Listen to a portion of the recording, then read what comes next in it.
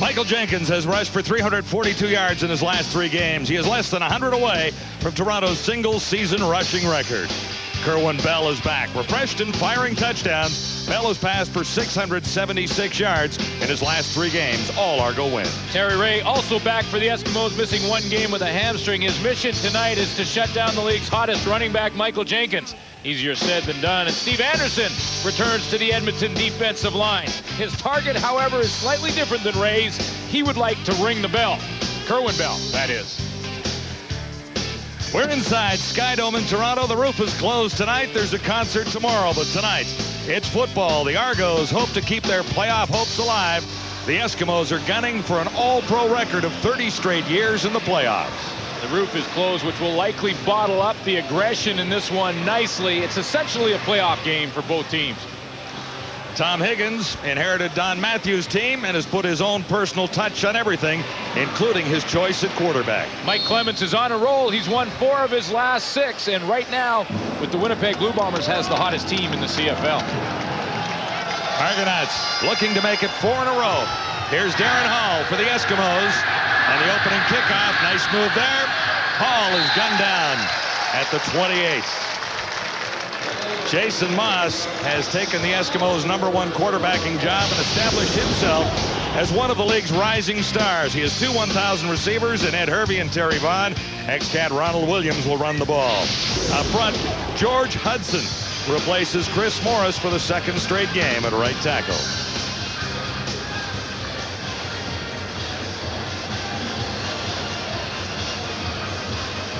18 touchdowns is the 2nd best in the CFL as it stands right now. 11 interceptions. A few of those have been costly to the Eskimos. And for Jason Moss, in the last 4 games, the stat that he's most happy with is the win column. They've won 3 of their last 4. And been close in a couple of other games. We look back to some less than memorable moments for Eskimo fans. One night against the Calgary Stampeders when there was a last-second loss. Week 10, you're talking about. Week 11 against Winnipeg when Jerron Bolden intercepted a late pass. Jason Moss to win that game. But he's bounced back since then. Yeah, and he's playing with a lot more confidence. You can see it out there, getting a lot of respect. Here's Ronald Williams. The ex-Ticat is out across the 35. Defensively up front, they're led by Alfred Payton with 12 sacks on the season, and Chris Neal, the newcomer in the linebacking corps, is flat out making plays. Orlando Steinauer coming off a game where he had 3 interceptions a week ago. Winston October flanks to the near side after an 8-yard gain by Williams. This is 2nd and 2 Eskimos. Williams again. He'll get the first down, slipping as he crosses the 40-yard line. It might have been a little bit more. The gain is 4 yards. The rushing game very important for the Edmonton Eskimos. And Ron Williams is the key. That's the one position on the field where they're not very deep. If Williams goes down, they're in big trouble. Mark Nora not in the lineup. Neither is Sean Daniels. So it's Simon Buffo if they put 2 backs in there. But a lot of times they've been going with extra receivers instead. This time it's a pitch to Ron Williams, left side. And Williams very close to a first down. The spot will be rather interesting here because they had to move the marker on the sidelines to get out of Williams' way. Well, John Williams coming off a game versus the BC Lions in a win for Edmonton where he had close to 100 yards, 97 as a matter of fact. And the running game's so important for the Edmonton Eskimos and really for every team. We talked about Michael Jenkins, but look at Edmonton when they win. 7 wins. As a team, they rushed for over 130 yards. Yeah, and in the losses, of course, it's just about half that. It's about half that, and that tells the story right there and the importance of Williams. And this is bad news that he's limping off the field. The good news is he picked up 11 yards in the previous play. Enough for an Eskimo first down just across the 50. Moss looks to put it up for the first time.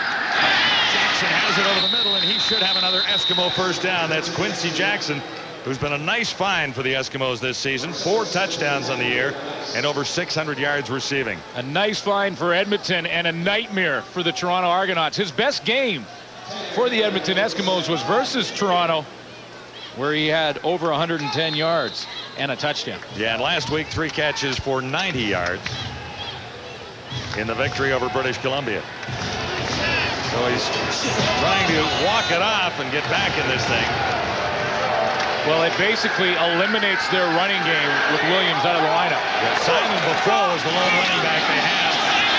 And this is Buffo. Well, not quite eliminated. Well, maybe he broke one down there. Simon Buffo heard me and said, well, no, don't rule me out completely. That's a draw play. They'll have to mix that in a little bit to keep that defensive line for Toronto guessing a little bit. But this is a team now without their star tailback, and will likely go to the 5 and 6 receiver pack, which will leave Simon Buffo the only running back. Now, their other option is to put George Hudson in the game from tackle to fullback. And that creates a problem or two. Yeah, and then have Simon Buffo play the tailback spot, but that's sort of an emergency plan for Tom Higgins. 18 yards the gain for Buffo, just outside the 30 for a first down for Jason Moss. Rick Walters made the catch at the 25. A gain of 6. You know, and that brings Ricky Walters to the fore, because Ricky Walters is the extra deep receiver for the Edmonton offense.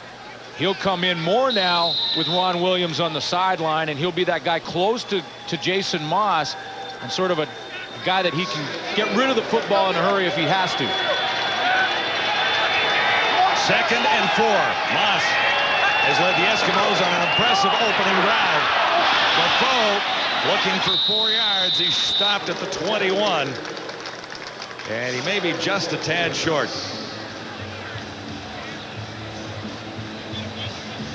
Well, the Edmonton Eskimos have really improved in the red zone area over the last few weeks of the season. Yeah, it was tough beginning for Edmonton in that area with Nealon Green as the starting quarterback in the early going. When they got inside the 20 in the first 8 games, they scored just 3 touchdowns in 15 attempts. In their last 7 inside the 20, 17 times have been in there, and it's gone up to 10 touchdowns. Big, huge difference for Jason Moss, and that's a confidence factor for him if he can improve when he gets inside that 20-yard line. That drastically, but obviously means points in the lead for the Edmonton Eskimos. So what do you do now? Your big running back, your key, is out of the game, and you need 1.5 yards for a first down to keep this opening drive going. You send in the Hogs, I guess. Well, you know, you'd be very, very tempted to try and run the football, but Ron Williams being on the bench likely changed Tom Higgins' mind. Yeah, I would think so. Here comes Sean Fleming. And I'm not even going to say it. He's on a roll. There, I said it. That's all I'm saying.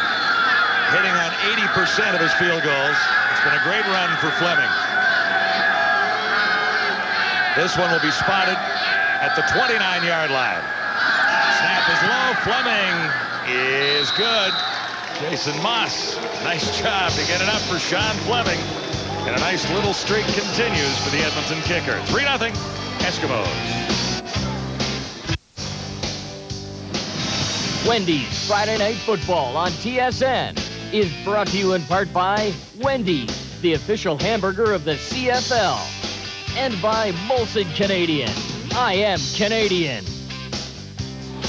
Hard to find a better back in the last 5 weeks in Canadian football than Michael Jenkins. He's really been on a tear, averaging 5.5 yards a carry and 84 yards away from the Argos single-season rushing record set by Gil Fennerty.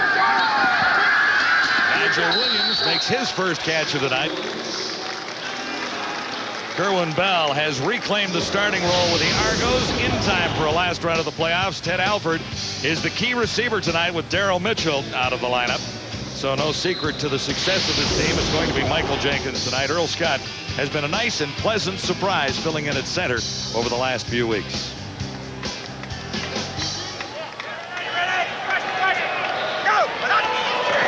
Second and 3. Another pass. It's Jenkins getting his hands on the ball for the first time tonight. He breaks an awful lot of tackles. He'll have the first down. Breaks a lot of tackles is right, John, because this is a stat that the Toronto Argonauts keep, and that's his ability to break tackles or make people miss in the open field. So far this season, Michael Jenkins has touched the ball 238 times. That's either running it or little dump passes like he got right there. 122 of them, he has made someone miss or broken a tackle. over 50%. His first carry of the night. Spins off one. Should have been stopped there. And he's out to midfield. So it'll be up to that front seven led by Doug Peterson in the middle. Has 4 sacks on the year, but his main concern tonight will be Michael Jenkins. Terry Ray back in the lineup. We mentioned that in the opening. Missed 1 game with a hamstring, and in the secondary, Jack Kellogg has been the star back there, but Shannon Garrett may be the most consistent defensive back for the Edmonton Eskimos this year. Starting lineups are brought to you by Midas. Keep a good thing going. Go Midas. Previous play an offside against the Eskimos, so it'll be 1st and 5 for the Argos right at midfield.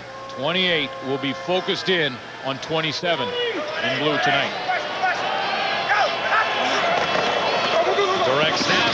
Jenkins takes the handoff, and he grabs another 5 yards, carrying an Eskimo on his back. John, it's almost Steve Anderson making the tackle. It really is worth mentioning again when you think of half the time, 238 touches for Michael Jenkins. Now, some of the times on those running plays, the hole will open up and there'll be no one there to tackle him, and that's the offensive line. But at least half of them, he's been hit somewhere along the way in that line, and half of that time, he's broken the tackle. Yeah, so one it play really last is week, amazing. there were 4 guys that he made miss. And I've seen 3 missed tackles so far by Edmonton in just 3 plays from Michael Jenkins. And second down, 1.5 yards. Jenkins gets more than necessary. He has another 4. So we'll count down to that record established for the Argonauts back in 1989. Here's the key to success for the Eskimos. Yeah, well, so what do you think it is? It's got to be stopped Michael Jenkins. Yeah. No and question about it. That in there, really. Yeah, and that's what all the linebacking core, Singor, Mobley, Ralph Staten, and Terry Ray will be keying on. Doug Peterson, obviously a big factor there. No one was home, and Kerwin Bell one-hopped that one. The nearest receiver was an Edmonton Eskimo. You know, and a lot of people said, flag is down, by the way. Michael Jenkins, the key of late. They've won 4 of their last 6, and it's because of Jenkins. But you know what? Michael Jenkins was always here. He was doing his thing. Just early in the year, he wasn't seeing the football. And that was the illegal contact on a receiver. Edmonton number 28. First down. Early in the year, Michael Jenkins was averaging about 11 carries. And was getting about 64 yards, and that's gone up to 20 in the last 6. Mentioned 89. Gil Fenerty had 1,247 yards. You see where Michael Jenkins begins this evening. Penalty was against the Eskimos for contact on a receiver, so the Argo drive continues. Set up with a first down here. Oh, and that's what he does too. Kerwin Bell doesn't run often, but he ran effectively there for better than 5. See, and this is what he does when he doesn't have the football. I mean, you're going to see a fake that works to perfection on Robert Brown. Here's what happens. Here's what Michael Jenkins does. Look at Michael Jenkins come in here. Watch Robert Brown worry about the running game to Michael Jenkins. There goes the fake. Look at Robert Brown go and tackle Jenkins. That leaves Kerwin Bell to the outside. Picked up pretty good yards on first down. 7 yards, in fact, 2nd and 3. This is Jenkins. He'll finish the job, at least on the first down drive, but he got... How about Terry Ray? And Terry Ray was in the neighborhood, too. How about that hit? Terry Ray steps up in there just to remind Michael Jenkins that he's back. He's back in the lineup. Ray missed last week. Just 1 game with a hamstring problem. He says he's 100% for this one tonight. Well, it was just a strain, so he said he just needed that week off. He said he felt tightness in the hamstring. He wanted to take it easy on that 1 week off and then come back this week. A very important week with Michael Jenkins on the other side. On first down, Bell puts it up, looking to the end zone. Flags go down on the coverage on Nigel Williams. Looks like Cordell Taylor, I should say. Yeah, well, Cordell Taylor looked like he was in pretty good position. He looked to me like he looked back to the football. Forward pass interference. Edmonton number 16. First down. But I think Nigel Williams did a really nice acting job when that ball arrived. I really believe that was the difference, because watch the position for Cordell Taylor, number 16. He looks back right there. He gets tied up. He doesn't grab Nigel Williams at all. But I think Nigel Williams stops and comes back and then makes it look like he's really interfering with me and I can't catch the ball. On the interference call, it's 1st and goal to go, and Jenkins won't get there on his first try. Eskimos had a pretty good idea. It was going to him. He might have lost a little yardage. First down and goal to go from the 1. I love what he does, though. He comes back in the huddle after being stopped on first down, says, just give it to me one more time and I'll be fine. Terry Ray has something else on his mind. Boy, this is going to be a battle tonight. You might as well settle in, and if you're at home on the couch, put your chin straps on, maybe tie down the cheesies, and get ready, because there's going to be some fireworks between these two players right here. Terry Ray and Michael Jenkins.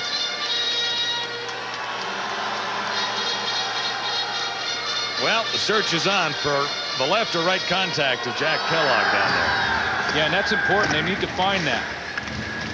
When you're the free safety, that ball's in the air. If you see 2 footballs or 3 footballs, you're in trouble.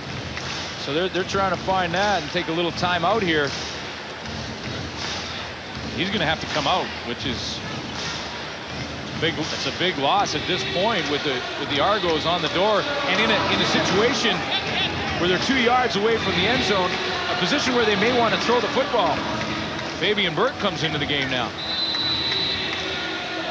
Well, you don't want any starter out on a freak incident like that. For a situation like this, it's Toronto, second down, goal to go from the 2. Bell looks to put it up. Jenkins makes the catch. One move. Yes, he's got the touchdown. Michael Jenkins. Oh, that's just, you have to have confidence to make this kind of move. You really do.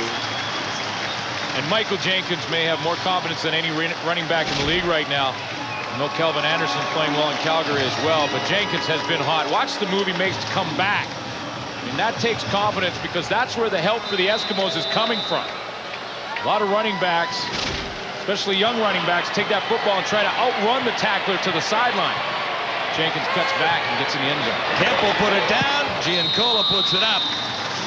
And the Argonauts score on their first drive as well. Nice touchdown for Toronto to answer a field goal by the Eskimos. Watch Michael Jenkins right here get out to the flat. Now Terry Ray's responsibility is contained. Singor Mobley is the guy that's supposed to cover him, and Mobley gets caught up in the traffic. See Dwayne Morgan get his hands on Mobley. He's the guy supposed to be covering Michael Jenkins in the flat. He can't get there in time, and Jenkins is in the end zone. Cordell Taylor had a shot at the goal line, but couldn't keep Jenkins out. He now has 4 receiving touchdowns on the season. The way he's playing, he's likely calling his agent. You need more money next year. Darren Hall gets to the 30. Good special teams tackling by the Argos. That's Chris Neal leading the charge. Impressive scoring drive as we bring it to you for UPS. Well, the majority of the 8 plays were to Michael Jenkins. I've seen him miss at least, or make at least 4 Edmonton tacklers miss so far in those 8 plays. And of course, he capped it off with a 2-yard catch for the touchdown. Single back, you should have stayed single back and ran 31-2. You could have had you walking. And so the Eskimos scored on their opening drive, but only managed a field goal by Fleming. Jason Moss on first down. As Terry Vaughn out to about the 35. Always 1,000 plus for Terry Vaughn. He's done it in 7 straight seasons. He's over that again already, 1,325. Well, yeah, it's his best year as a pro. His former best was 94 when he had over 1,200 yards. He's already over that with 3 games to play for Edmonton. Best game this year versus BC at 165. Ronald Williams is back on second and a long 3. He gets across the 40 and will be very close to a first down, but a measurement may be necessary. What's important for Edmonton fans is that Ron Williams is back. He walked off that injury. He's been bothered by an ankle injury for the last 4 or 5 weeks. Big game last week, close to 100 yards. Actually missed a couple of games along the way. Absolutely. Since joining Edmonton from Hamilton. Third down. It's a full yard to go. The Eskimos are after this one. Going gambling on 3rd and 1. Jason Moss. And he follows The surge of the line led by Tim Princeton and Tim Baker. He'll have the first down with no penalties anywhere. Yeah, that's a safe call from Tom Higgins to have Jason Moss on the quarterback sneak, a guy who's 6'2", 210 pounds. He takes the ball. That means there's only one exchange, that from the center to the quarterback, not turn around from quarterback to running back as well. So nice safe call for Tom Higgins, and he gets the first down. Nice words from Argo coach Mike Clemens, who calls Jason Moss the next great quarterback in the CFL. First down, Moss shotgun. Comes to the near side, wide open Terry Vaughn. He's able to turn. He stepped Chris out of Neal bounds. made the tackle. I thought Terry Vaughn, there's flags down on the field. I thought Vaughn stepped out of bounds about 4 yards shorter than where he ended up. Right now it's marked as a 23-yard gain pending these penalty flags. Watch Terry Vaughn in the zone defense. Rio Wells going to drop Vaughn off to go to the outside and look inside. He's opened up because Wayne Shaw, see right there, see that left foot? That was definitely on the Major line. foul, unnecessary roughness. Toronto number 19, first down. Rio Wells just dropped Terry Vaughn off in coverage and hoped that Wayne Shaw would pick him up, but they ended up double covering the inside receiver, who was Darren Hall, on the play. And the penalty is 15 yards for roughing.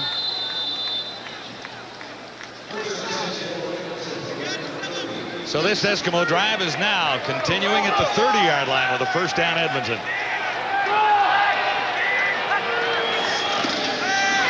Oh, watch out!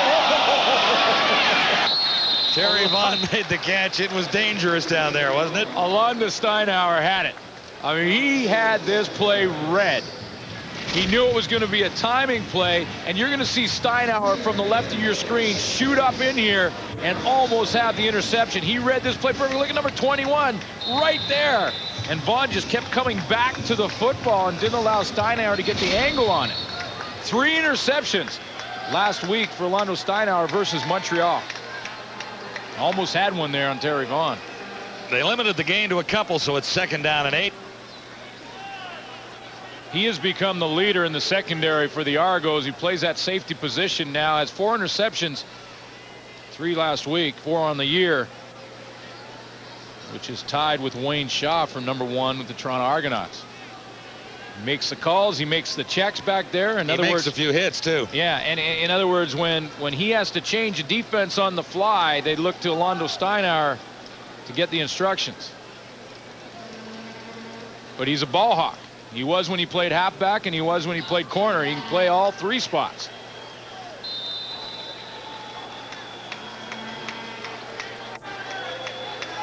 So Moss and the Eskimos look at second and long, second down, 8 yards necessary.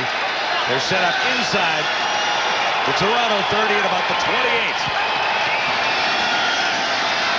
Moss has time, looking deep, looking for Herbie. 2 defenders down there. Smith got there first. The ball hung up just a little bit, and Adrian Smith celebrates for the Argonauts. Well, Ed Hervey, the deep threat, over 6 games, over 100 yards for Ed Hervey this season, over 1,000, or actually 1,200 coming into this game, but he's double covered here. Adrian Smith maybe gets away with a little bit of a left hand around Ed Hervey's neck. Hervey wanted an interference call, and see Jason Moss paying the price for delivering that throw. Well, he's got 21 in a row. The record, 28, held by Dave Ridgway. He's got 1 tonight. This from a little further back. It'll be spotted at the 35 for Sean Fleming. 22 straights. Closing in on a CFL record for consecutive field goals. Sean Fleming, 2 for 2 tonight in Toronto. Back live at Skydome, where the Argos are fighting for a playoff spot. On the sidelines, David Amber. Thanks, John. And joining me is injured Argos receiver Daryl Mookie Mitchell. Daryl, they miss you in there. You're out with an injured knee. Can you update the status on that? Yeah, yesterday I went and had the MRI because it was a lot of swelling since Sunday morning, and the MRI came out negative, and Coach Clemens and our trainer Jerry Towan just decided just to let me just shield this game. Pinball said you were doubtful possibly for next week. Do you think you'll be back and ready to go against Winnipeg? I think I'll be ready for Winnipeg. Everything's feels fine. I've been doing a lot of ice and just a lot of little rehab that the trainer have had me doing, and it feels fine to me, so I think I'll be ready next week. Finally, what do you think of the Argos offense so far without you there? They look real good in that first drive. I hope that the guys just keep up the good work. Well, they've scored a touchdown, but obviously they'd like you back in the lineup. Good luck getting back next week against Winnipeg. All right, thank you. All right, guys, back to you. Now, They'll miss him. He's had a spectacular year. Well, they need him back in there. I'm just wondering about the chain. That looks like the Mr. T starter set or something. What has he got going on there? How can he be that fast carrying all that? Well, that's why he wears that around and it weighs him down, and then he takes it off for the games and he flies. On 2nd down and 6, Tyrone Brown was the target of Kerwin Bell, and it's 2 and out for Toronto. But, you know, with Mitchell out of the lineup, Ted Alford, Tyrone Brown, those are the receivers that will now have to step up. Now, Ted Alford's having a great season. He's over 1,000 yards. Okay, well, and they know what he's going to bring. But a guy like Tyrone Brown now, he's going to play in Daryl Mitchell's spot. Nigel Williams moves inside, but it's Tyrone Brown that goes into Daryl Mitchell's spot, and they're looking for him to have a breakout game tonight.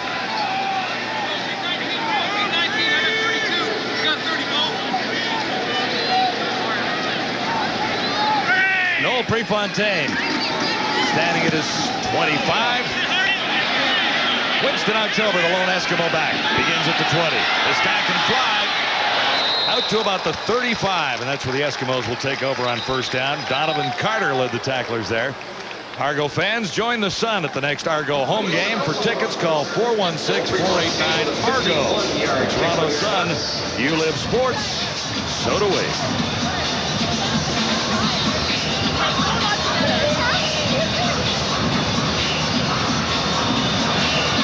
Eskimos have scored on their opening 2 drives, settling for Sean Fleming field goals. The Argos scored on their opening drives, and they got a touchdown. Well, that has a way to come back to haunt you, though, if you're Edmonton and you get inside the scoring zone and you come away with field goal. Still, Edmonton has moved the ball effectively so far. Here's Jason Moss on 1st down.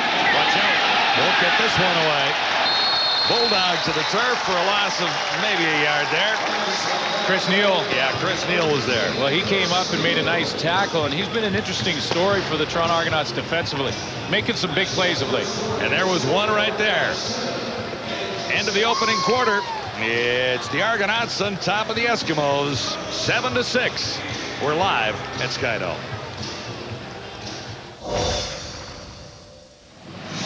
Wendy's Friday Night Football at the quarter. And welcome back into the studio. Dave, Eric, Matt, and Chris with you. As the guys were telling you, Michael Jenkins looking to match or break the single-season rushing record for the Toronto Argos set by Gil Fennerty back in '89. And one of the guys who blocked for Fennerty just happens to sit with us guys. Schulte, compare Fennerty and Jenkins for us. I remember Gil Fennerty very well. He was a good running back. But you know what? I think Michael Jenkins is a better running back. He's more polished. He's more evolved in the position. He gets positive yards. The thing is, he can make that first guy miss. He can make that second guy just slide by, and he can run over the third. He's a combination of finesse and power. Gil Fennerty, he was pure finesse. Also, in Fennerty's first years, hey, we had to teach him how to pass block. We already know Michael Jenkins, he can pick up a blitz, and he can knock a linebacker down. He's a little bit better than the other guy. Hey, Michael Jenkins is a key target for none other than Terry Ray. He's got 58 tackles on the season. He's back for the Edmonton Eskimos, but he's not at his familiar position, the weak outside linebacker position. He's playing in the middle. So Terry Ray's expected to come up and make hits like this.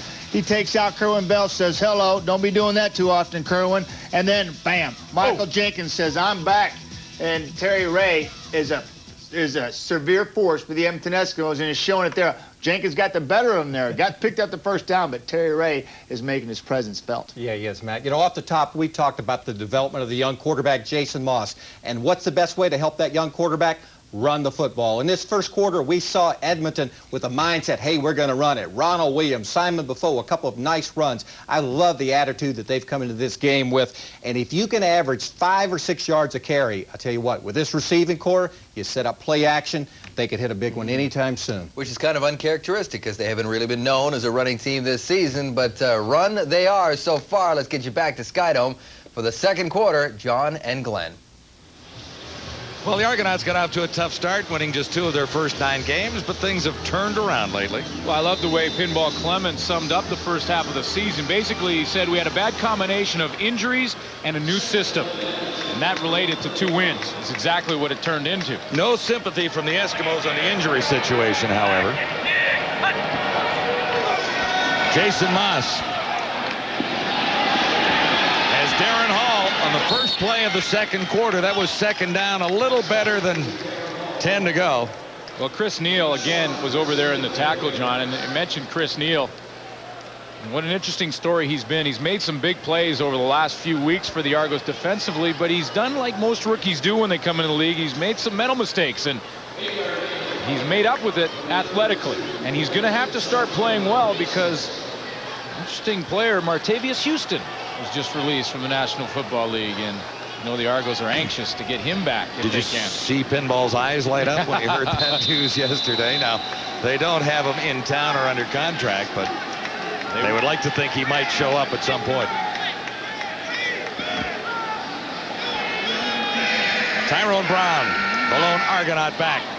Fleming across the 35 to get a high kick away. Brown across the 30 to the 35, room to the outside, and it's closed up quickly. Leading the tackler, Senghor Mobley. There's a penalty on the return. We'll check it out when we return to Skydome.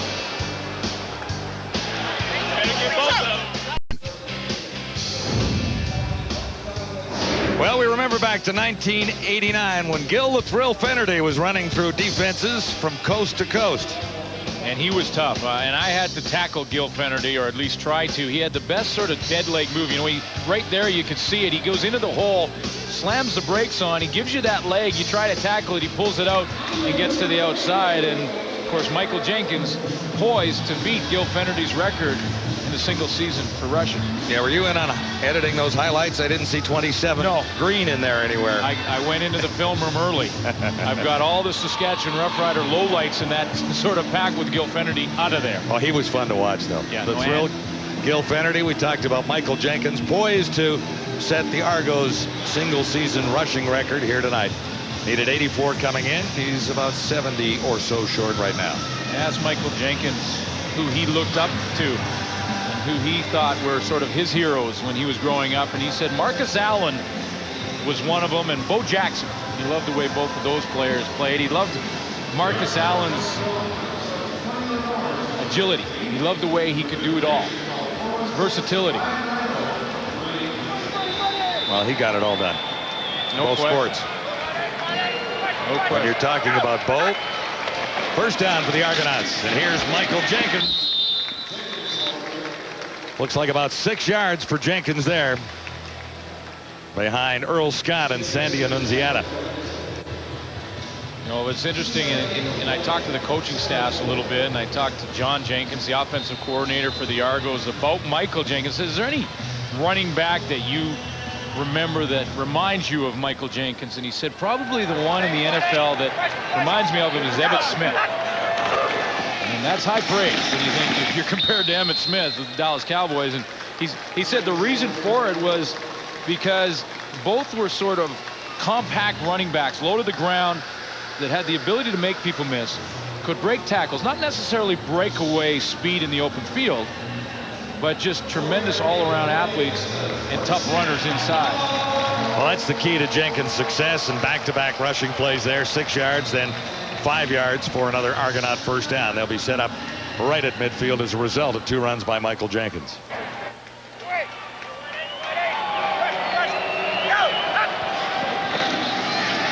Kerwin Bell to the far side, and well read by Jermaine Jones. 17 for the Eskimos.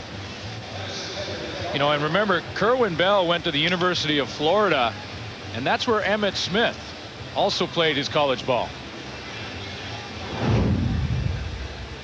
In college, my senior year, I played with Emmitt Smith, was a freshman, and he ran for 1,300 yards as a true freshman there at University of Florida. And I handed the ball off to Emmitt and then handed it off to Michael Jenkins. They have that same type of capabilities. And what I mean by that is that you'll hand it to him and you think there's no game. You know, there's no hold possible and there's nothing there. and he'll still get you 4 yards, both of them will. And he'll catch it for you as well. Michael Jenkins makes the reception there from Kerwin Bell, who was talking about him.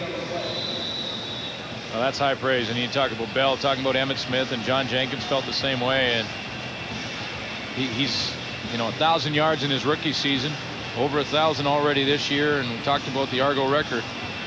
Set to go down probably tonight. I would think it will. 30 receptions for 301 yards for Jenkins coming in as well. So looking at the all-purpose number for him, 1,614.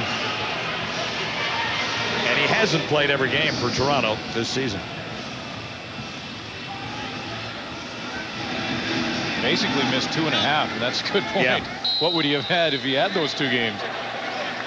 Injured in one, and then Sam Zanders started for a couple of games in his place. Zanders, by the way, is back on the roster for this one tonight. Hands are in, hands are in.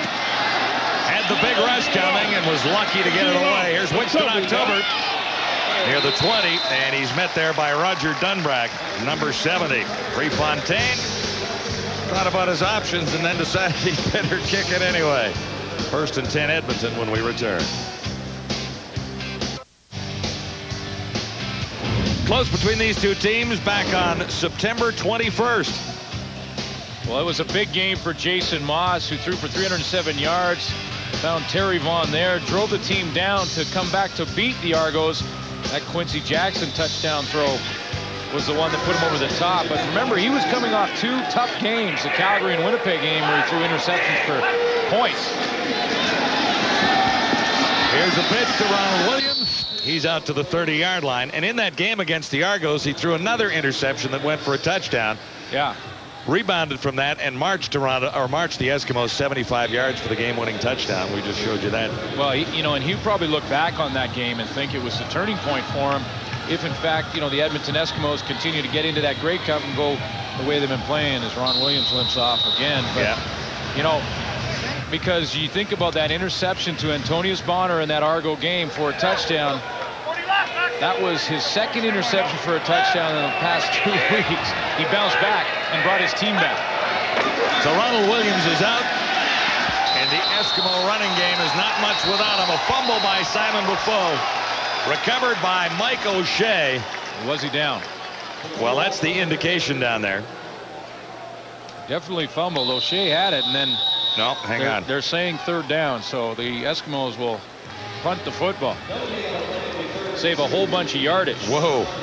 They would have been set up at the 30-yard line had the whistle not gone. Another look. Leroy Blue in there on the tackle. It was the ground that made Simon Buffo fumble, and the ground can't make you fumble. So great call to the official.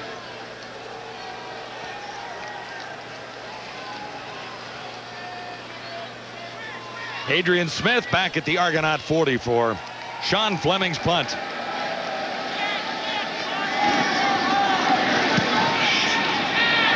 He gets it high. Great hang time for Fleming. Chasing Smith back to the 25. And the Eskimos cover it well, led by Senior Mobley. Senior Mobley coming up with a tackle, limiting the return to 11 yards after a towering 55-yarder. Off to Vancouver tomorrow. Blue Bombers, BC Lions. When will the Lions win? They need a victory desperately. Well, they're watching this game closely and probably cheering for the Toronto Argonauts. Winnipeg has clinched 1st place in the East, but after that, everyone can still make the playoffs. Yeah, and no other team. Hamilton has clinched a playoff spot as well. Or I should say Montreal has clinched a playoff spot as well, but everything else is wide open. And the Lions have struggled in the last couple of weeks. Now, looks like they'll get Darnell McDonald back, which will help them in the receiving corps. Oh! Ball is picked. Terry Ray has the interception, brought down by Earl Scott. And it looked fairly easy for Terry Ray. Well, Terry Ray dropped right underneath the coverage and was in a perfect position. Something Kerwin Bell hasn't done during this winning streak. He's only thrown 2 interceptions in 3 games. Here's the 2nd interception. Terry Ray.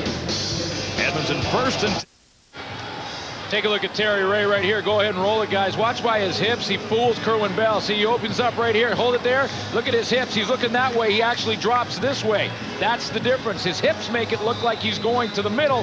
He slides to the outside and is underneath that ball. Kerwin Bell never saw him. You only get a first down or else he'll kick the ball.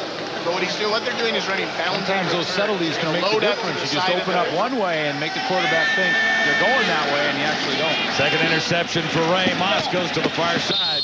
Hervey makes the catch and steps out right at the first down marker. Hervey's had a wonderful year in Edmonton. 1,200 yards and 9 touchdowns. 6 catches last week for 49 yards. It's a timing play, and I love when I see great timing plays. Hervey's the outside. He's going to go down and just turn out to the outside. And watch Jason Moss throw this ball before he breaks it. The ball is in the air before Ed Hervey turns around. One of 2 1,000-yard receivers for the Eskimos. Of course, the other is Terry Vaughn. Moss on second down, a yard to go. The end zone toss. I don't see any flags. Adrian Smith. Yeah, Adrian Smith was very upset. He felt he had a crack at an interception, and he has got an argument because Ed Hervey had gone straight down the sideline and really didn't give Adrian Smith any respect with the treatment he gave him at the end of this play. He grabbed him on the shoulder and threw him down on the ground. And Adrian Smith thought he had a chance for that interception. Look, watch that right arm and then the left arm in the head. Threw him on the ground and did not get a penalty. Fans hate the call that wasn't made. Third down, less than a yard to go, and the Eskimos will continue this drive. Well, it's not only the call that wasn't made, but it was the fact that Adrian Smith had a chance for an interception, which would have likely taken points off the board for Edmonton, because they're already in field goal range now. Definitely in Fleming's range at the 25 with a first down. It's been all Fleming for the Eskimos scoring. A couple of field goals. The Argonauts have the touchdown from Michael Jenkins. Edmonton first down, high snap over Moss's head, and the Argonauts have recovered. It's Alfred Payton. He's made huge plays for Toronto all season long. And Alfred Payton is there with his 4th fumble recovery of the season. Ball was a little bit high, but it was in Jason Moss's hands. I think Moss was looking down the field at the coverage. One of the problems in shotgun, Moss right behind that goalpost and Alfred Payton over here on the right. Payton gets there in a hurry, but I believe that Jason Moss was peeking down the field to take a look at the coverage. Maybe got his hands in it. So on the turnover, the Argos begin just inside the 30 or the 40-yard line.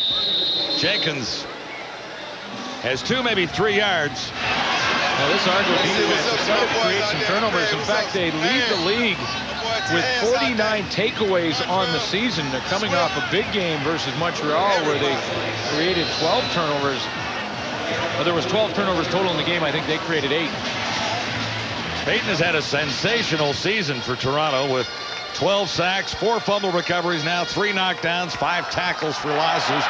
Pretty good numbers, without question. Kerwin Bell on second down. Near side, Nigel Williams was wide open. Straight arm on Cordell Taylor, and Mobley came over to make the tackle. No, Nigel Williams is really starting to settle in. You mentioned it earlier, John, and part of the reason for that is because he feels comfortable with John Jenkins.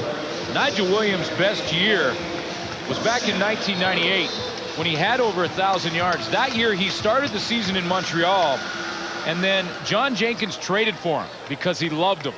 And he wanted to get him over in Toronto. He ended up in Toronto, and he ended up with a 1,000-yard season, and his comfort level with John Jenkins is there, and that's why he's starting to play better. After a 17-yard gain, first down at the 51, and Williams makes another catch from Kerwin Bell, hitting on 62% of his passes so far this season. Basically, when you look at Nigel Williams, and in that 98 season, he came over to Toronto, played 16 games, and had that 61 catches and over 1,000 yards in those 16 games. And that in his last 3 weeks, you can see how he's starting to emerge in that receiving corps as one of the go-to guys for Kerwin Bell. And again, it's the comfort level that he's starting to feel with John Jenkins, the offensive coordinator. And of course, they all love Mike Clemens as the head coach. This is close enough to measure. It looks like they'll be about a Wilson short. Yeah, Wilson short of a first? I'd say, wouldn't you? How about Kerwin Bell last week? 68% of his passes against the Alouettes. Well, he's on a roll, and when he threw that last interception, that's what I was mentioning, something he hasn't done through this 3-game winning streak. 8 touchdown passes and just 2 interceptions in the last 3 games. You know, you mentioned his over 600 yards passing, and during that time completed over 62% of his passing. That's what kind of 3-game streak he's put together. Second down, less than a yard to go. Bell has a free play, puts it up. He'll get the first down. Tyrone Brown, far side, stepping out at the 35, and it was Singor Mobley with the tackle. You know, and I look at Kerwin Bell, the way he's come back over these last 3 games, is sort of one of the great things about sports in general, is that sometimes an athlete can almost be ruled out. I mean, a lot of people in this country, football fans, were saying Kerwin Bell's pretty much done. And, you know, he was injured for a long time, and it looked like his career was, in trouble. And he comes back and he responds for the Argos, and that's one of the great things about sports. You have the opportunity to do that. Here's Michael Jenkins off the right side. He's down to the 30-yard line. Again, chasing the Argo single-season record for yards set by Gil Fenerty back in 1989. And the way he's running, he should have it early in the 3rd quarter here tonight. Unless he breaks one right about now and goes into the end zone. Well, he's about 54. Yeah, 54 yards away from Gil the Thrill. He wasn't a thrill for us over in Saskatchewan. Maybe a thrill for the Argo fans, but what a season he put together back in 1989. Michael Jenkins would love to have it tonight. He'd love to get that record tonight. Bell won't get it away. Steve Anderson back in the Eskimo lineup after missing 11 games, has his first sack. First sack of the year, and he wasn't fooled by the play action. This is a veteran of 8 years, and he just comes off the edge here, and he does not take the fake from Kerwin Bell to Michael Jenkins. Here's the fake. I'm not buying. And he's right there. And finally, the Edmonton Eskimos have their true rush end in the lineup. They've been playing the last few weeks with just basically 4 interior defensive linemen. Now they have a guy that has a few pass rush moves in his repertoire. First sack of the night by the Eskimos forces Toronto into a field goal try. Dan Giancola is in. Spotted at the 45, and he's wide right. Giancola. Winston October is out near the 20-yard line on the missed field goal return, so Giancola misses, and it's still the Argos 7, Eskimos 6. So no points for the Argonauts after the turnover. Edmonton has it right back. First down near the 18. This is Jackson, and he'll be in first down territory across the 30. Quick release from Jason Moss for a 13-yard gain. Just got to make a quick point on a special teams tackle here by Dupuis, because Winston October takes this out of the backfield on the missed field goal. Okay, a couple misses there. If Dupuis doesn't make that tackle, Winston October goes down the sideline. All he has to beat is the holder, Jimmy Kemp. And I like October's chances in that one. That's the importance of one special teams tackle. Had a big one last week for 69 yards against BC. Moss is down. Alfred Payton has another sack. He's up to 13. Nice movement from the defensive line of the Toronto Argonauts. Puts Leo Groenewegen in a bind. Couple of big plays for Alfred Payton already. First the turnover. Now the sack. Eskimos deep in their own zone, trailing by 1. Little team defense here from the Argos. Watch Leroy Blue slide into this gap. Leo Groenewegen sees him. Whoa. Leo Groenewegen sees him and is distracted slightly. There goes 89 into the gap. He's distracted slightly. Payton comes off the edge and is there to sack Jason Moss. 2nd and 18 for the Eskimos. Moss has some time over the middle. Herbie can't make the catch.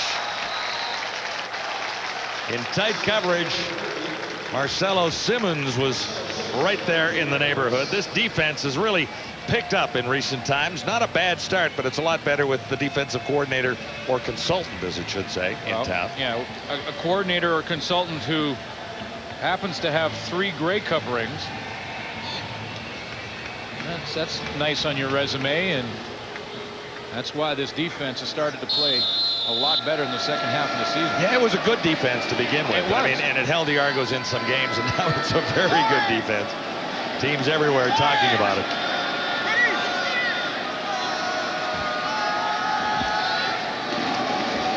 Fleming is in. Adrian Smith is back.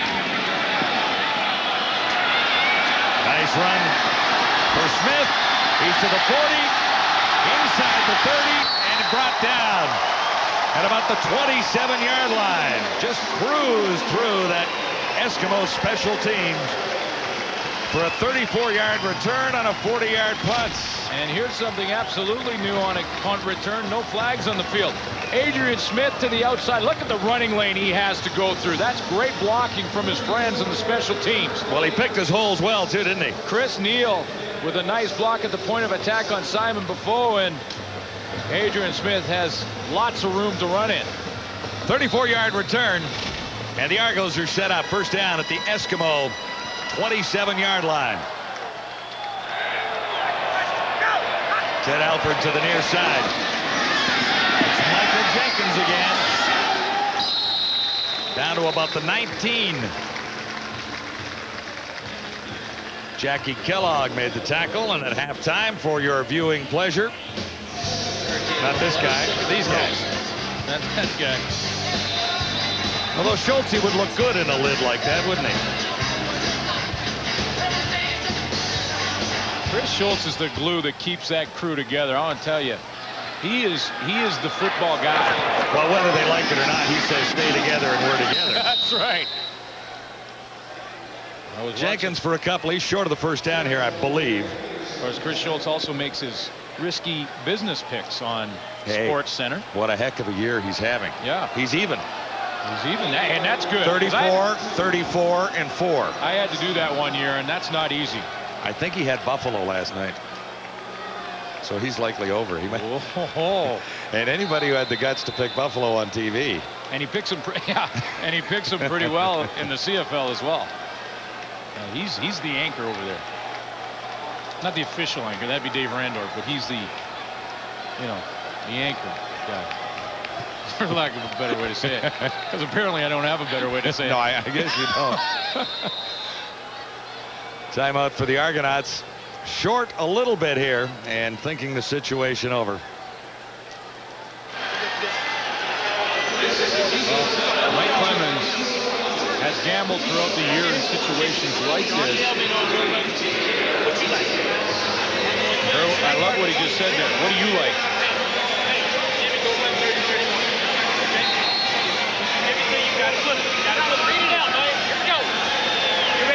He's calling his old number, 31. Did you hear that? Yeah, and normally when you just have 2 digits, in the play, it's a running play.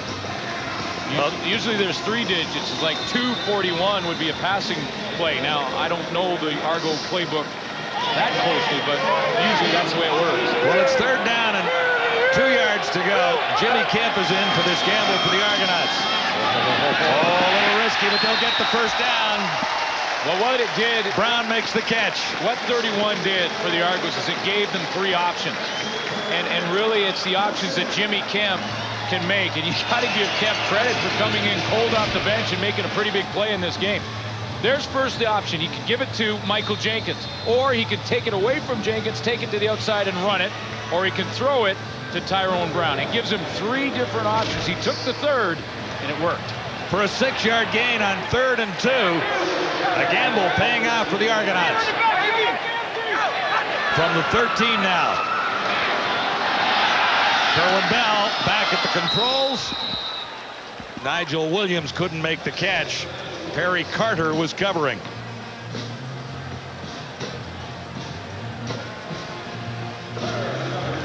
maybe just trying to throw a wrinkle into it, but it seems to me that the Argos have gone away from Michael Jenkins on first down a little bit in this second quarter. What, that's not an easy play to execute when you're coming off the bench cold for Jimmy Kemp. I wouldn't think so either. I mean, but now can they make it work for him with the major? Bell hasn't passed for a lot of yards thus far. Steps up, looks to the end zone, the corner, no touchdown, no catch. Shillingford was the target, Grayson Shillingford, and the coverage was close. Shannon Garrett was covering Shillingford, but it was Terry Ray that came off his guy and put a hit on Shillingford as he went to catch the football. Terry Ray had Jenkins.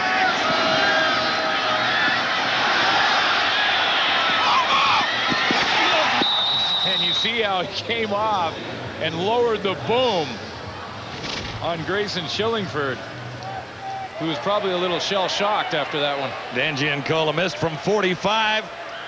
This considerably closer. It'll be spotted at the 20. And no problem as the Argonauts increase their lead on the Eskimos. 1:09 to go till halftime. Well, the gamble paid off, but they couldn't turn it into 7 points. Did you like the call? I mean, everybody likes it now. You like the gamble now. Oh, hey, right? I love it now. If I'm the Argos. But it was a long 2. It was 3rd and 2, and they went for it. Got 6. It's easy to be a coach after the fact, isn't it? That was 6 yards and settled for 3 points. Ronald Williams has been in and out of the game, still running hard, and he'll have an Eskimo first down. You know, and now with that run, that really sets the tone for this final drive of the half for the Edmonton Eskimos, because it allows Jason Moss to now go into hurry-up offense, try and come away with some points. He has a lot of time. 1:02. Yeah, and he's got Sean Fleming. Yeah. You know, which is a nice ace to have into this final minute. Well, he's been money, no question. 12-yard gain for Williams' previous play. Very well. Vaughn makes the catch. He's inside the Argonaut 40. He says it's mine. The officials say otherwise. I thought he had it too. They're saying no catch. I thought he had it. I mean, that was quite a throw by Moss to get it in there. There were 3 Argo defenders in the area. He threaded the needle. Terry Vaughn had to go down to catch it. Get his arms underneath it. Oh, boy. Tough from that angle, Glenn. Very tough behind. He had his hands underneath, but it might have skidded through. From where we are, we had the front look, and that looked like a catch. Now, the officials are right down on the field, so they have a little bit closer look than we do. Give them the benefit of the doubt. 2nd and 10 Eskimos. Moss, far side. Simon Buffo will get enough for the first down on 2nd and 10. John, Darren Hall over there was borderline interference on Wayne Shaw, because I'm not sure that ball was in the air to Simon Buffo, and Darren Hall had come back and was blocking Wayne Shaw at the time.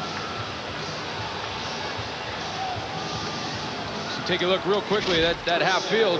Watch as Darren Hall, number 4, tries to block here on number 9. Turns around, comes back. 35 seconds to go. Buffo got the first down, and this should be in field goal range. Darren Hall making the catch and stepping out. Still 31 seconds till the half.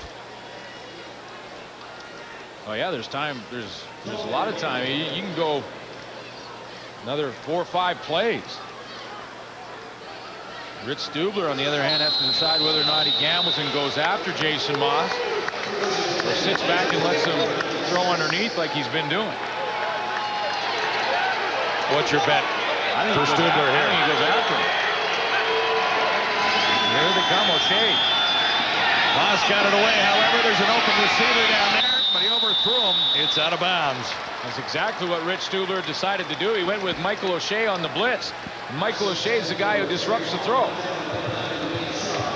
You get down there, you got to decide whether or not you're going to gamble with the blitz or sit off. And you see O'Shea right here, number 50. He's going to go. That's it. This thing's going over the edge. He's going to go off the corner, and he's right in the face of Jason Moss. 24 seconds till halftime.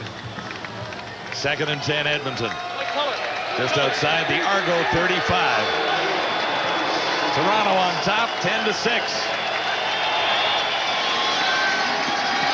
Moss sees an opening, but it closes up quickly.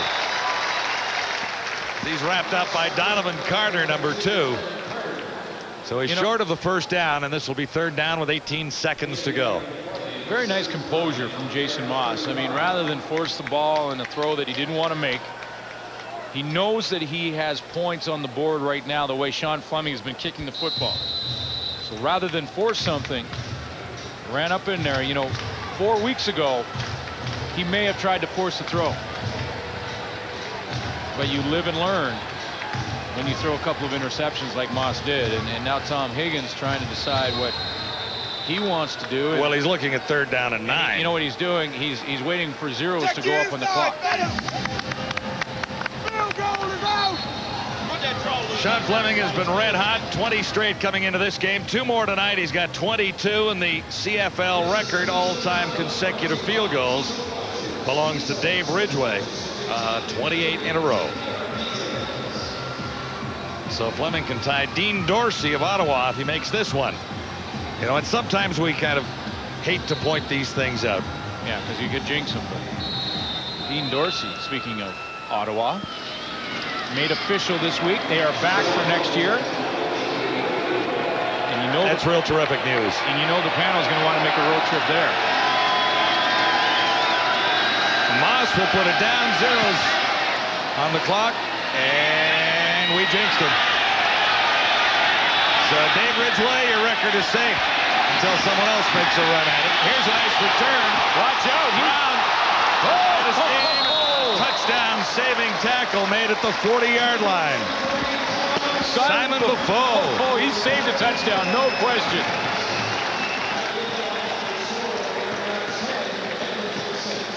So Fleming misses.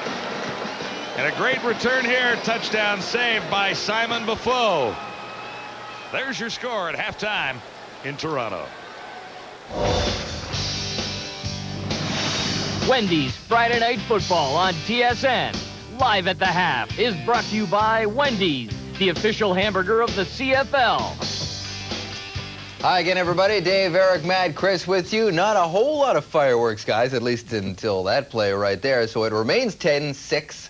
4-point lead. The Argos looking for their 4th straight win. They came into this game, ET, without the league's leading receiver, Daryl Mookie Mitchell, out with a knee injury. The question we were wondering, who would step up in that receiving corps? Yeah, and it's been the big guy, the Canadian Nigel Williams. And it's interesting to think back that this guy was actually released by the Edmonton Eskimos weeks ago. He was on the street, out of work, and nobody wanted him. I think you've got to give a lot of credit to the Argos offensive coordinator, John Jenkins, and to his general manager, Paul Mazzotti, for signing this guy.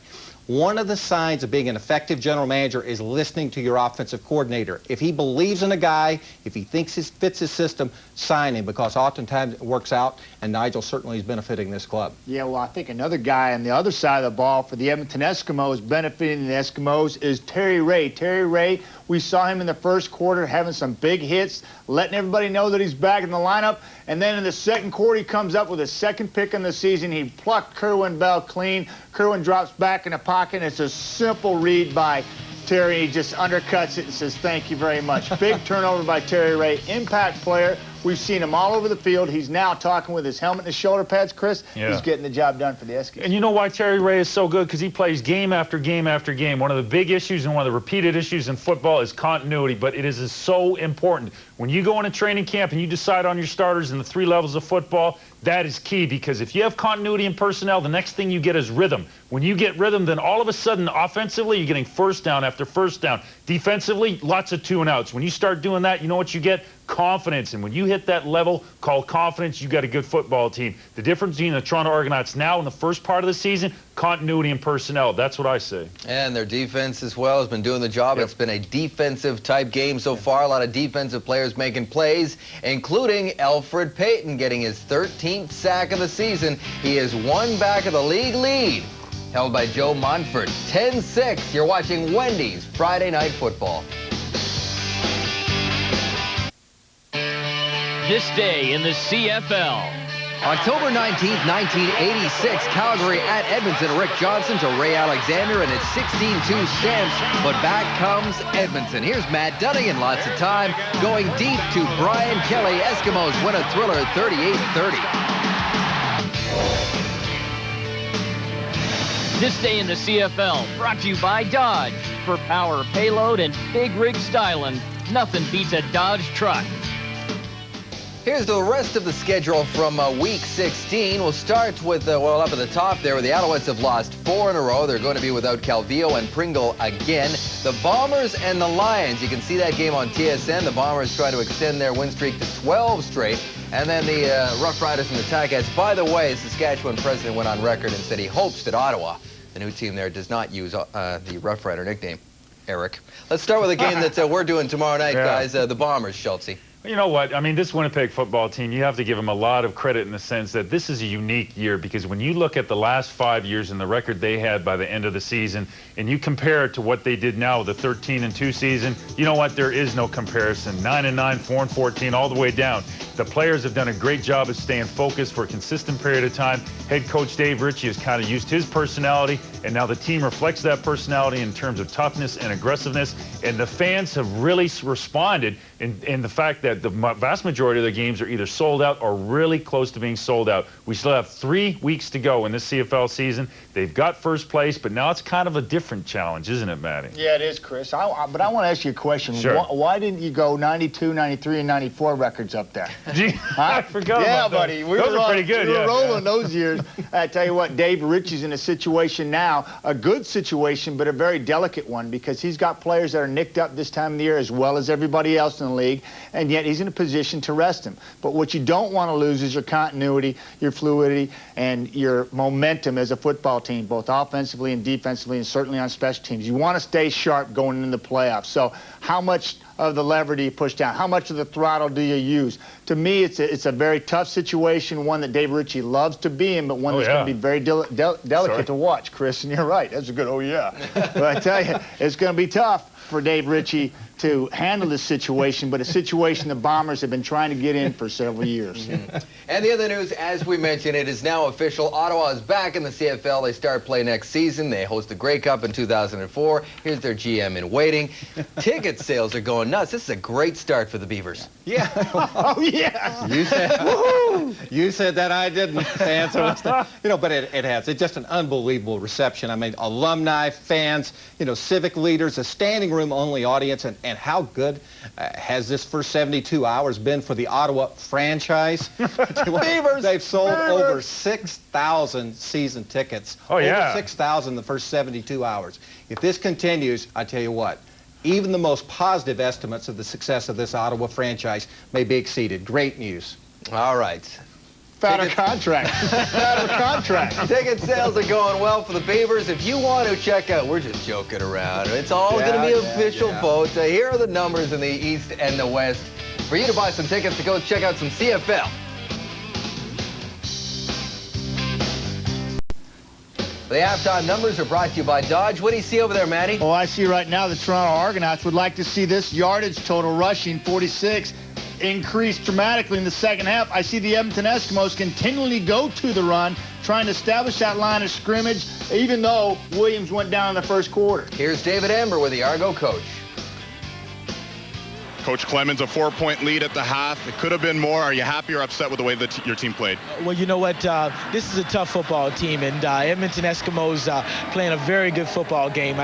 We told her early in the week, we say defense is going to win this football game. So far, it's panned out. If we're winning this football game, we're going to play great defense, and so far, the defense has showed up. One final thing, your team's been sort of badly outscored as far as the third and fourth quarters go this season. What's your approach with the team going into the second half? Well, early in the season, we were just badly outscored. We're a different team now, and now we have to go out and win the third quarter. That's real crucial for us. So we need to go focus, make some adjustments. We get the ball first. Be very important for us to put points on the board if we can the first time we get the ball. Pinball, good luck in the second half. Thank you very much.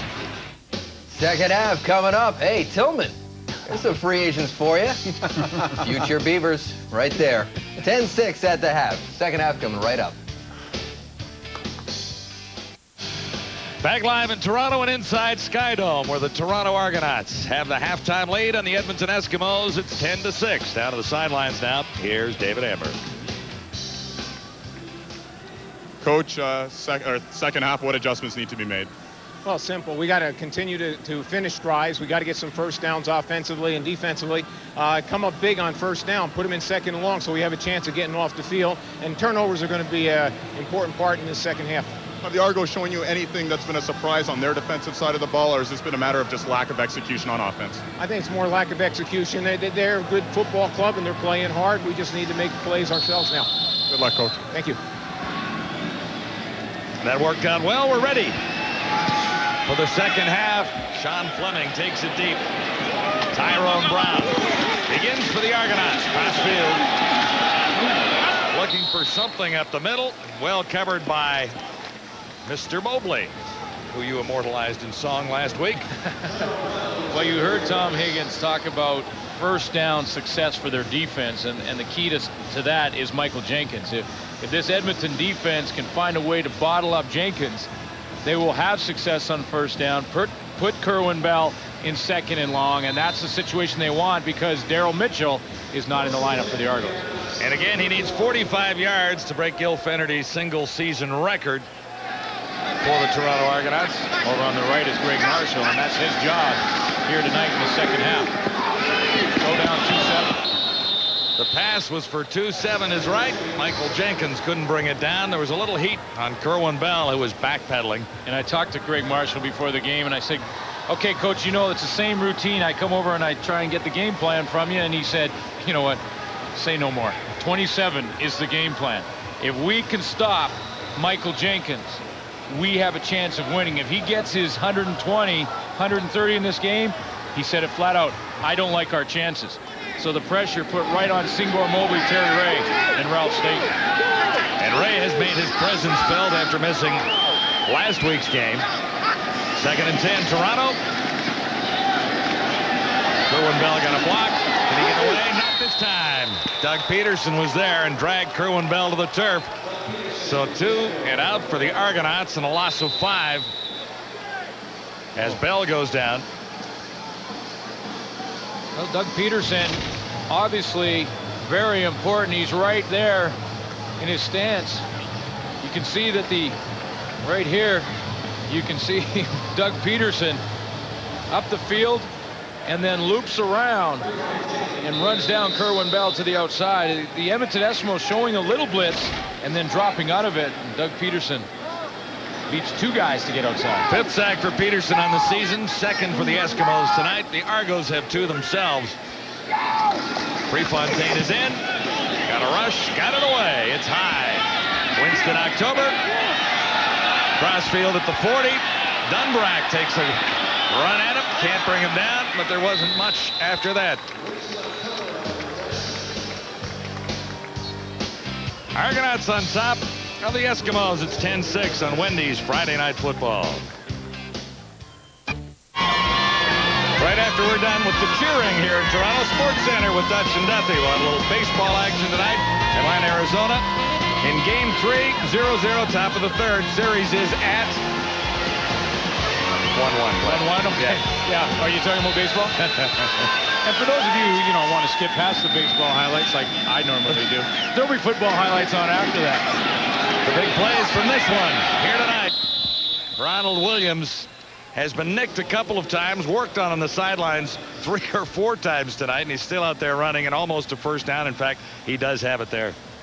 See, if baseball players get nicked, they're gone. They're gone for the year. Williams is back. See, that's the difference. Anyway, it's a pretty good run for Ron Williams to bust through a hole created at the right side of that line. Tim Princeton, a nice block right there on Michael O'Shea, number 53, not once, but twice.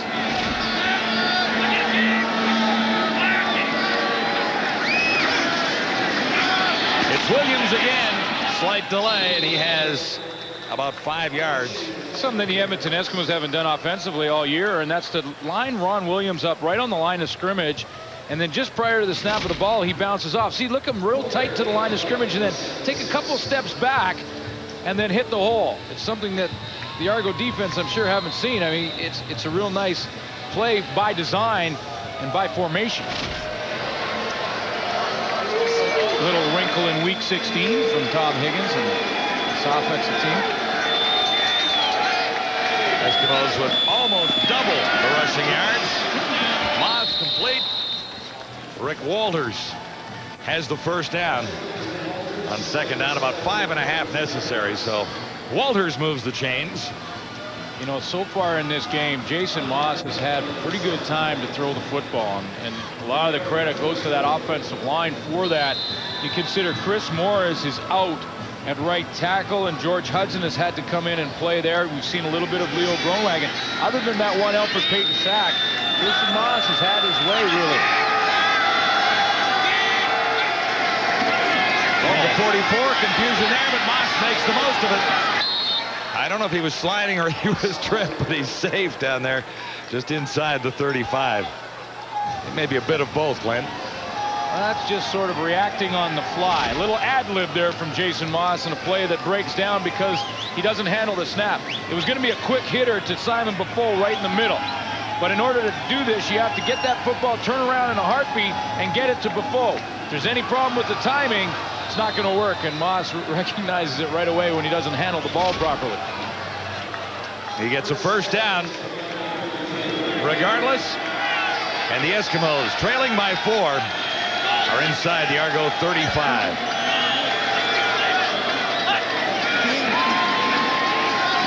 Moss near side has Ed Hervey, and he steps out about a yard shy of the first down. Well, the other thing about this game for Edmonton is that they've moved the football from 20 to 20. And that's where they are now. Again, moving the football successfully. They've been inside this 25 a couple of times. They've got just 2 field goals to show for it. Danny Langsdorff to the left there will go down to the bench and give the calls to Tom Higgins on the sideline. 2nd and 1, and Moss will have the first down to continue this Edmonton drive. They need to come up with some way to come up with majors in the red zone, and that means you got to make some adjustments at halftime. I'm sure Tom Higgins did that because field goals down there will come back and haunt you. Well, and the adjustment had been made over the last few weeks where they were having more success in that zone. My prediction on the adjustment would be number 3, Terry Vaughn. First down, Edmonton. Flags down. Ronald Williams, a nice run to get inside the 15. He zigged and zagged and got 8 yards. Well, training staff did a nice job with Ron Williams' ankle because he made about 17 cuts on that one play. Well, he's hobbling again. Oh, hang on. That's Simon Buffo, who's injured down there. Oh, boy. Well, they are thin, and they're getting thinner. The emergency back is George Hudson. He wears number 56, but he'll have to put on an eligible number to come in and run. That would be 99. Offside. Toronto number 98. Penalty is declined. 2nd down. Well, they take care of Simon Buffo. A quick timeouts from Skydome. Yankees with a 2-0 lead on Seattle. Can they be in the World Series again? Well, we'll find out by Saturday, October 27th. Game 1 of the World Series live on TSN from wherever it begins. I think Seattle's coming back. Be nice to see them come back. Well, they're kind of our West Coast team. After such a super season. See big George Hudson in there wearing number 99. Yeah, and I don't think there's been a number 99 in an offensive sense in Edmonton since the great one left out. But he's not going to be a ball carrier, they've told us. However, he'll be in to block a little bit. On a 3rd down, or a 2nd and 1 for the Eskimos, and Hudson got in there, and Moss got the first down. Yeah, and Hudson was talking about the fact that if he got a chance to play fullback, he would then get a chance to be able to get a running start when he goes to block somebody. And that's something that the tackles and the guards don't often get. Of course, he was in at tackle for Chris Morris. But it also makes it a little more difficult because your target is moving as well.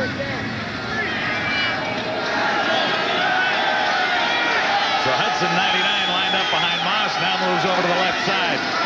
Ronald Williams got the call. His 11th carry of the ball game.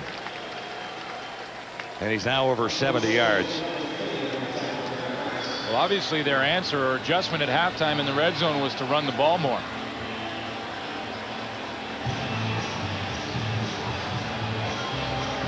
Injury is a problem for the Eskimos as we look at it now, David. Well, they're calling it a twisted right ankle on Buffo, and they're working on it right now, as you can see. And I just spoke to him, and he says he's hoping to get back in the game, but he's in a lot of pain. And obviously, if they score here, they'll take a bit of pressure off of them. To have to bring him in right away, guys. Second down and 8. Moss looking for Hervey, I do believe, and it was low and away. And there they go again, John. It's now you're inside the 10-yard line, and you're going to have to settle for a field goal attempt. Yeah, but making all kinds of adjustments with the injury to Buffo, and Ronald Williams is hobbling. Mark Nora out of the game. Not out of the game, out of the lineup. Last couple of weeks, Sean Daniels is also on the list. Coaches will never use injuries as an excuse, but you're absolutely right. In Edmonton, they're very thin in the linebacking spot.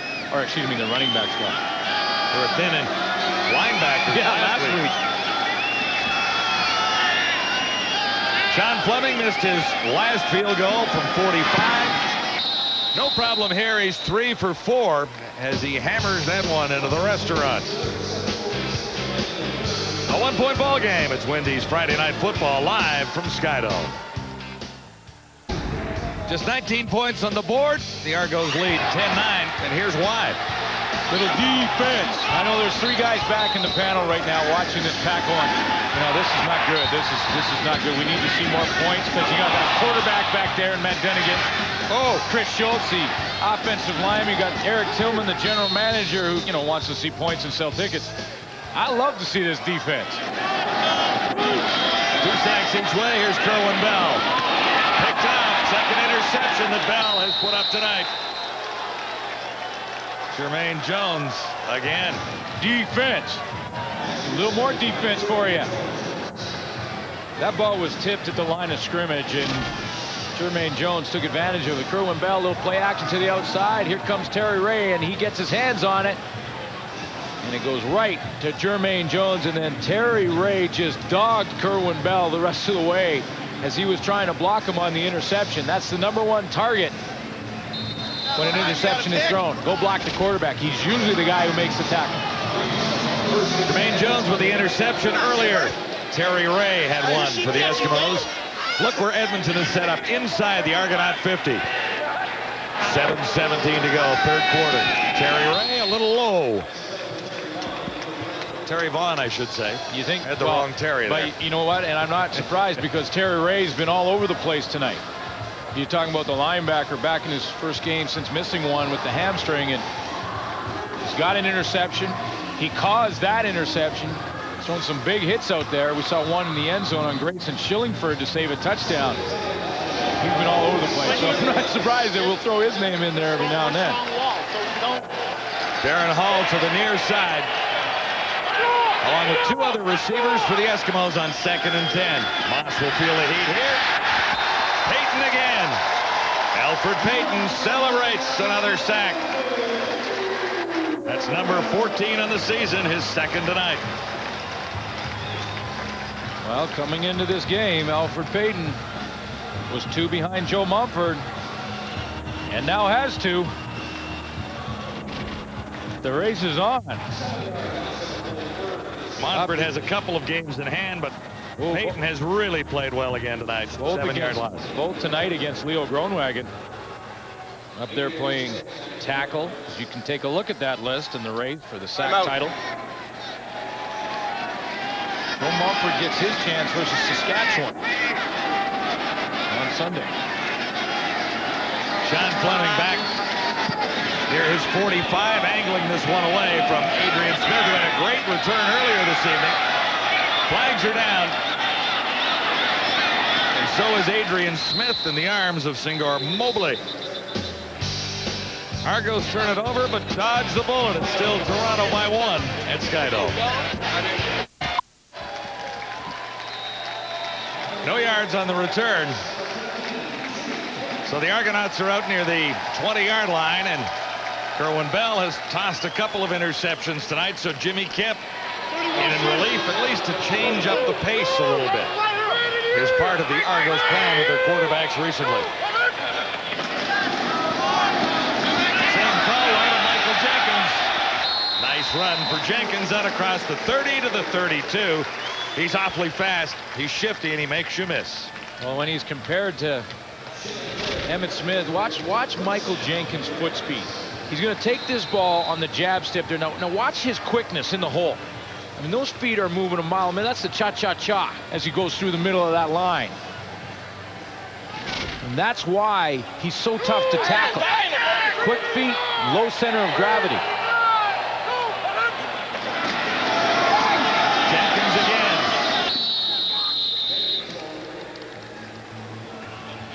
Doug Peterson was there and waiting that time. Well, Jimmy Kemp is that changeup, like you mentioned, John, and he will give Michael Jenkins a little help because Jimmy Kemp has a little more mobility to the outside than Kerwin Bell does. I think Kerwin Bell has struggled a little bit, and when he runs that play action, he's not as big a threat running the football, obviously, as Jimmy Kemp can be.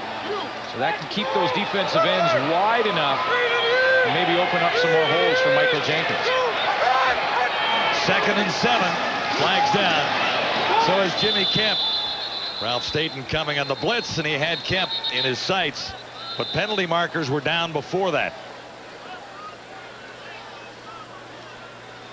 Again, good movement by that Edmonton defensive line. Causes some problems offensively for the Argos. Staten was not blocked. Offside. Toronto number 82 declined. 3rd down. So it's against the Argonauts as Ted Alford got a head start. Watch here. Ralph Staten, little movement from Staten. Look at him shoot that hole, and he's just not blocked. So Kemp loses 9, and the Argos will kick it away. Now, one of the ways you can beat a defense that continues to move prior to the snap of the ball is to go on first down. In other words, go up over that center and take the ball immediately. The first word you say, and Kemp will likely do that the next time he gets a chance with the football. Prefontaine. Not as deep as earlier. Here's Winston October. The guy can fly. And here he goes. Mike O'Shea made the tackle at about midfield.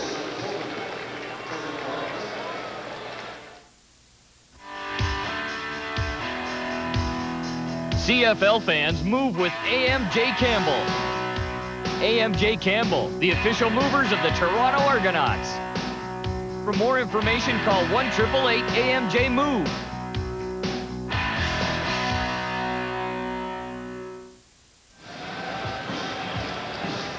So the Eskimos begin inside Argonaut territory. Nicely set up again. It's time to get a touchdown, isn't it? Field goal, field goal, field goal. Edmonton offensively. Ronald Williams hampered by injury. I think there was Jason Moss felt that that play was designed to go to his left, not his right. When he turned around, there was surprise in his face. He just looked back there and saw Ron Williams going the opposite direction he thought he was going to go, and the play never really had a chance. Tyrone Rogers was there and waiting. Loss of about a half a yard.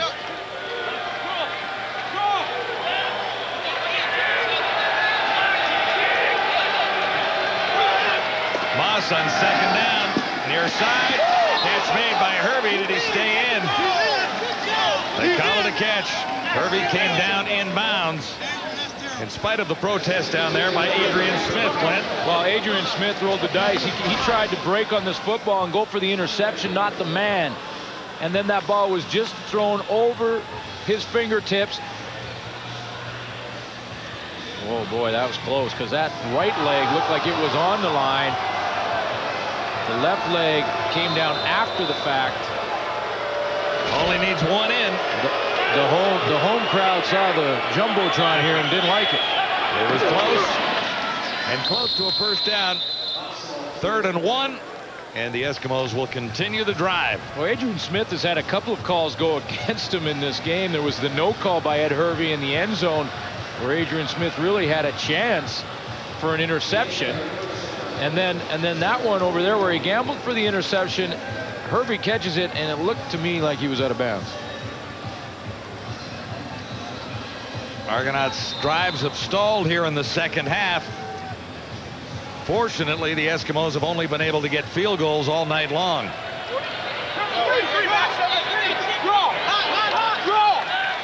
Two by Fleming in the first, one by Fleming in the second half. Jason Moss has another first down. Smith was the closest receiver to the ball. It was intended for Darren Hall, number 4. And a stride or two more, and Smith might have been able to bring that one down. Right after the play, Jason Moss put his hands in the air like, oh, that was not the pattern I called. And just after the ball hit the ground, Darren Hall turned around and put his hands in the air and went, that's not the pattern I thought you called. Because obviously that ball was thrown to the outside, and Darren Hall had gone towards the goalpost. Again, Adrian Smith had the best crack at that football. Eskimos have won 3 of their last 4 games and would clinch a playoff berth with a victory here tonight. Moss intercepted. Steinauer on the return, needs a block. Herbie's out of the way, and it was Jason Moss, the quarterback, who finally had a line on him and forced him out of bounds. Flag down. There is a flag down in the middle of the field, right around where Jason Moss was hit Major foul by Michael O'Shea. Roughing the passer. Toronto number 50. First down. Yeah, and this is a tough one because O'Shea slides through the line of scrimmage. And when he does, I don't think O'Shea is right here. He's going to slide through the line, and I'm not sure that he can even see that this ball is thrown. Watch him slide through the line here, turn around, the ball is thrown. One step. Officials say it was 1.5 steps, and it was the half that got him. Could prove crucial to the Argonauts' hope for victory tonight. To keep the playoff dream alive. So O'Shea stays on the field. The interception doesn't count. The Eskimos are in field goal range here with a chance to take the lead if they do settle for 3. But a touchdown is in order for this Eskimo offense. And Ronald Williams carries O'Shea on his back. Well, this is really all they've had success with, especially in the second half, and that's Ron Williams. But really, when you think about it, with George Hudson at the fullback position, they're basically playing with 6 offensive linemen when he's in the game, and he was the lead blocker on that play. Huge gap for Ron Williams to run through, and now Hudson comes out of the game. In this situation, they'll put Rick Walters in and play with the extra receiver, and just Ron Williams is the only setback. 13th carry, 79 yards. He's running well in spite of all his ailments tonight. Well, and yeah, when I say setback, I didn't mean like bad thing. Setback is sort of another name for running back. So people over there going, what do you mean Ron Williams is a setback? And that guy right there, George Hudson, is one big fullback. That's as full as a fullback can get. Absolutely.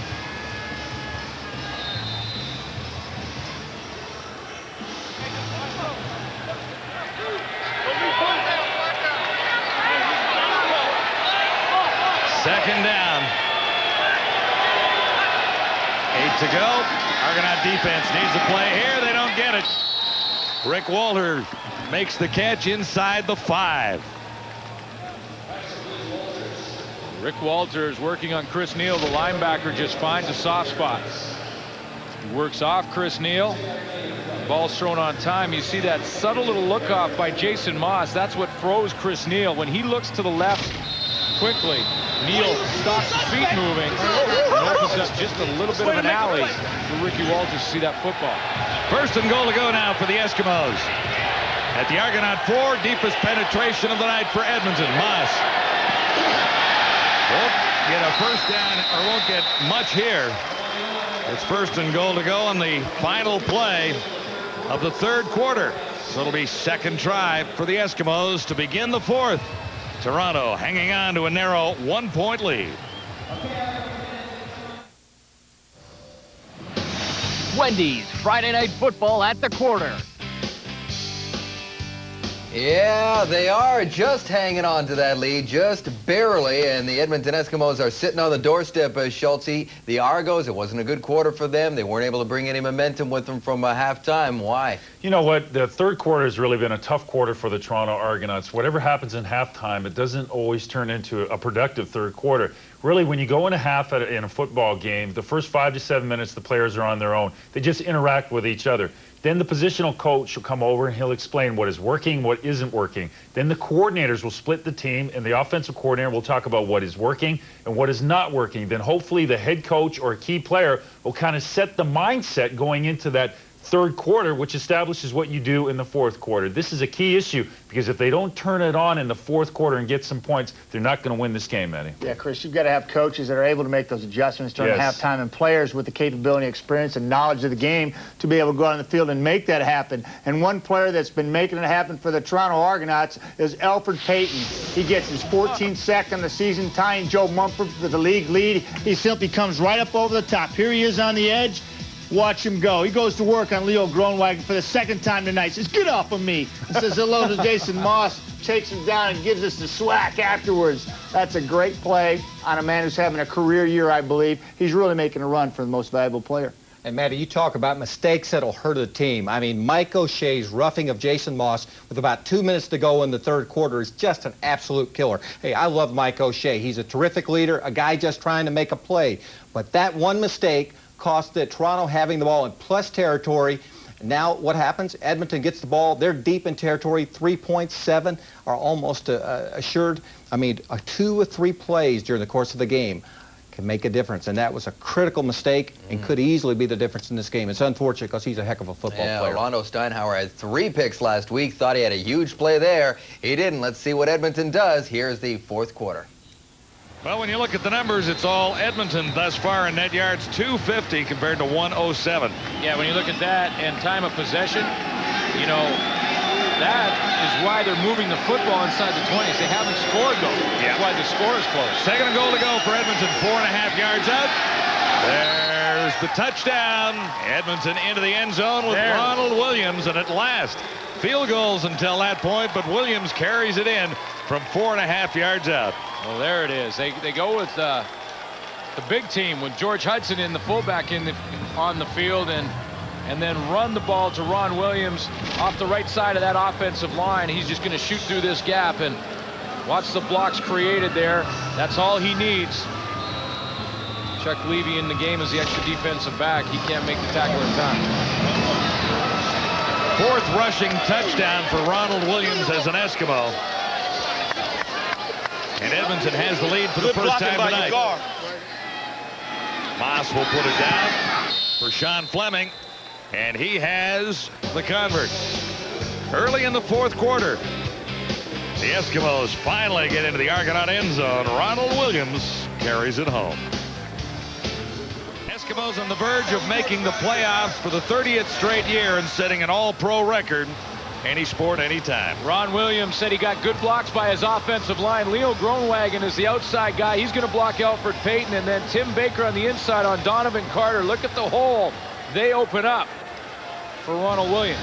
His 5th touchdown of the year. Edmonton on top of the Argonauts with lots of time remaining in the fourth quarter. Williams has been the workhorse for Edmonton tonight. See, and that's the difference between the running backs and the offensive line. See, Ron Williams is standing on the sideline. All the old linemen are sitting down. Here's Tyrone Brown. What the Argos need is a great return. That one's not bad up near the 45, and he hangs on. No flags anywhere. 26 yards on the return. Ronald Williams has the Eskimos in the end zone for the first time. Scoring drive is brought to you by UPS, moving at the speed of your business. Jason Moss has engineered some nice drives. That's the first one that has come away with a major. But I loved it down there on that bench. Ron Williams walking up and down there, and he's talking to the offensive linemen. See, they're all sitting down. The big guys are getting off their legs. They got a chance to sit. The defense on the field, they're sitting. Ron Williams is just sort of, hey, nice blocking, boys. Now to the Argonaut offense, which has struggled a little bit. Kerwin Bell began the game, scored a touchdown on the opening drive, but it's 2 interceptions after that, and here's Kemp in the game. The pitch to Jenkins, and Jenkins still on his feet after grabbing a first down near the 50, and a penalty marker is down. Jack Kellogg had come down and was on the blitz and was inches away from intercepting that Holding. pitch. Toronto number 86. Uh-oh. Repeat first down.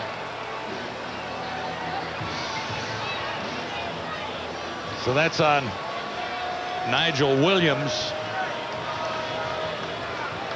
And take those yards off the total for Michael Jenkins, who has 53 on the night and needs 31 to establish the Argonauts single season record set by Gil Fenerty in 1989. That takes about 10 right off the top. 10 and maybe 12. Yeah. So first down and 20 as a result of the holding call. As a result of the call anyway. Far side, Kerwin goes up and brings it down. You know, if the Argos end up losing this football game, you know, Mike Clemens will look at the film and he'll go back to maybe 2 or 3 plays, and that Michael O'Shea hit on Jason Moss that took away the Alonda Steinhauer interception, like the guys. That was huge, and then the Eskimos went in and scored on that drive. Eric Tillman talked about that in the break, and Clemens is in the ear of the official right now because that holding call was a big one. Second down and a bunch. Kerwin makes the catch. Can he turn it into a first down? Nice play by Andre Kerwin. Clutch catch. Key situation for the Argonauts. And see the difference. Now this is Jimmy Kemp. This is playing offensively to his strengths, because Kemp takes his football and goes on the dead roll. Watch Jimmy Kemp right here. He's going to take it, go on the dead roll to the left. And this is playing to Jimmy Kemp's strengths, because he could throw that football on the run. Gets to the outside, and Andre Kerwin picks up the first down. Argonauts trailing by 6. First down at the 50. Kemp, the option himself. And he's got 4, maybe 5 yards if he gets a good spot. Oh, if he gives it to Michael Jenkins, Michael Jenkins is in the secondary. Now, in fairness to Jimmy Kemp, he has all of about a split second to make that decision. Michael Jenkins going to hit the line of scrimmage, and I thought it opened up to the left. He goes shooting right through here. Jimmy Kemp has about a split second. 1/1000, bam. And now he's off and running. Jenkins just had to beat Robert Brown. Second and 6. Kemp will put it up. He has a target. Schillingford. Grayson Schillingford. Huge first down for the Argos. Interesting change of pace when you put Jimmy Kemp in the game. Schillingford picks up 20.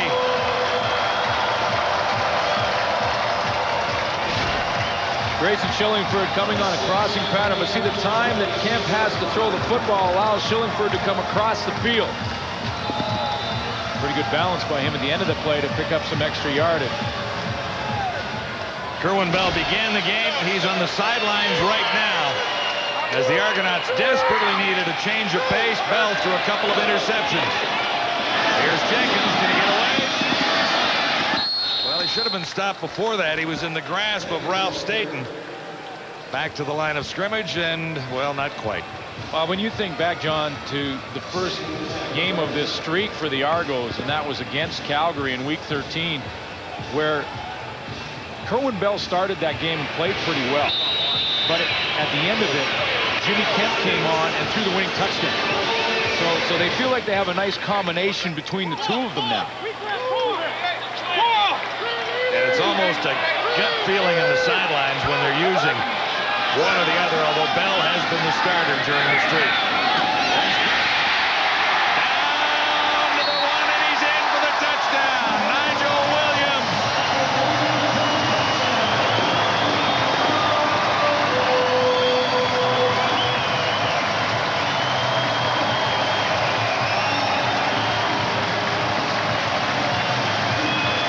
There's a flag inside the end zone.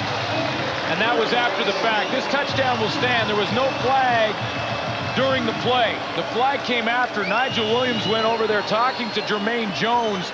Jones hit him right in the mouth because of it, and flags were flying after that. So touchdown will stand, 27 yards. Nigel Williams has his 4th of the season, and the Argos are back at least to even with a convert to come. I'll sort out that call. They want to figure out exactly what the penalty calls are. Now Williams makes a great play here without question after the catch. Well, Kemp puts it right between a couple of defenders right there. He finds the hole, and watch what Williams does after the fact. You're absolutely right. Shannon Garrett had a good crack at him. Cordell Taylor goes down. It was after that. An objectionable conduct. There's Nigel Williams. Taunting. Toronto number 86. Major foul. Unnecessary roughness. Edmonton number 17 will apply both penalties on the convert. So Williams started it with his celebration. And then the retaliation. No question that was taunting. Obviously, Nigel Williams pretty pumped up about his touchdown, walked over there and told Cordell Taylor all about it. Cordell Taylor said, here, I'm not going to talk. I saw the damn thing. I'm just going to throw a right hook to your jaw. Oh, I'm sure Jermaine Jones was the guy, not Cordell Taylor. 17, not 16. Giancola to give the Argos the lead again. Argonauts fighting for their playoff lives. And they have the lead, but there's lots of time remaining at Skydo. Okay, I've got my Cordell Taylors, my 16s and my 17s worked out. There's Nigel Williams. He's going to get open working on Cordell Taylor, number 16. Watch the spinorama move. To the outside here, spin underneath, and get open. Watch this. Spin around there. Now I'm open underneath. That was on Cordell Taylor. Now the taunting came afterwards on number 17, Jermaine Jones. Well, he beat Taylor. He gave Jack Kellogg fits, and he also got across the line in the grasp of Shannon Garrett. Just an outstanding individual effort by Nigel Williams. Darren Hall returning for the Eskimos after the Argonaut touchdown. Nice field position to begin this drive for Edmonton out at the 47-yard line. 6 plays, 64 yards on the scoring drive, engineered by Jimmy Kemp. Scoring drive brought to you by UPS, moving at the speed of your business. Into the 4th quarter, a 1-point game. What else is new? We've seen a few of these this year. Well, you know, Nigel Williams, I like him inside. I mean, that's a big target. 6'4", over 200 pounds, 210 pounds. Kind of a Ray Elgard-sized body in there. Been a big target for quarterbacks. Is he a little quicker than Ray? And may have a little more speed than old Ray had. Although Ray had good speed. He had a way of getting open when the ball was in the air. Might not have been lightning quick, but he got open. Ronald Williams with the carry. He's got about 3 yards, at least unofficially at this point.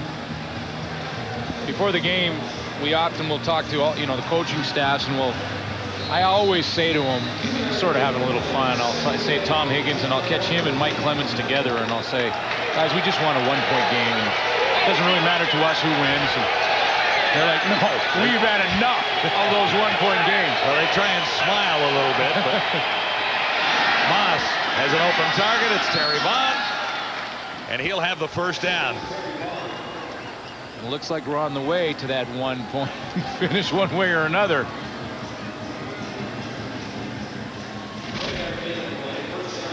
Wayne Shaw took a shot, Terry Vaughn, and actually tripped him after the catch. He just works the outside, and he trips him with his right leg. Alfred Payton's got a couple of sacks on the night. This time, Mr. Beaton won't let him in the backfield. First down, Edmonton. Now at the Argonaut 50. Toronto leading 17-16. Moss missed Hervey, who had double coverage. Well, John, he missed but he Hervey. was behind it. He missed Hervey because of what Michael O'Shea did, and this is a play that won't go down in the stats, but it's a very good play by Michael O'Shea because he drops underneath this. Watch this. O'Shea gets right here, and because of his positioning, Jason Moss can't find the target. See, watch how he drops underneath that play. See, now the ball is overthrown because of Michael O'Shea, because Ed Hervey had about 3 or 4 yards in front of Chris Neal. 2nd and 10 Eskimos. Moss has a target. Ronald Williams. Heads are flying. And penalty markers come down. Now, didn't I mention at the beginning of the game that everyone had to buckle up? And Terry Vaughn lost his lid down. He wasn't buckled up.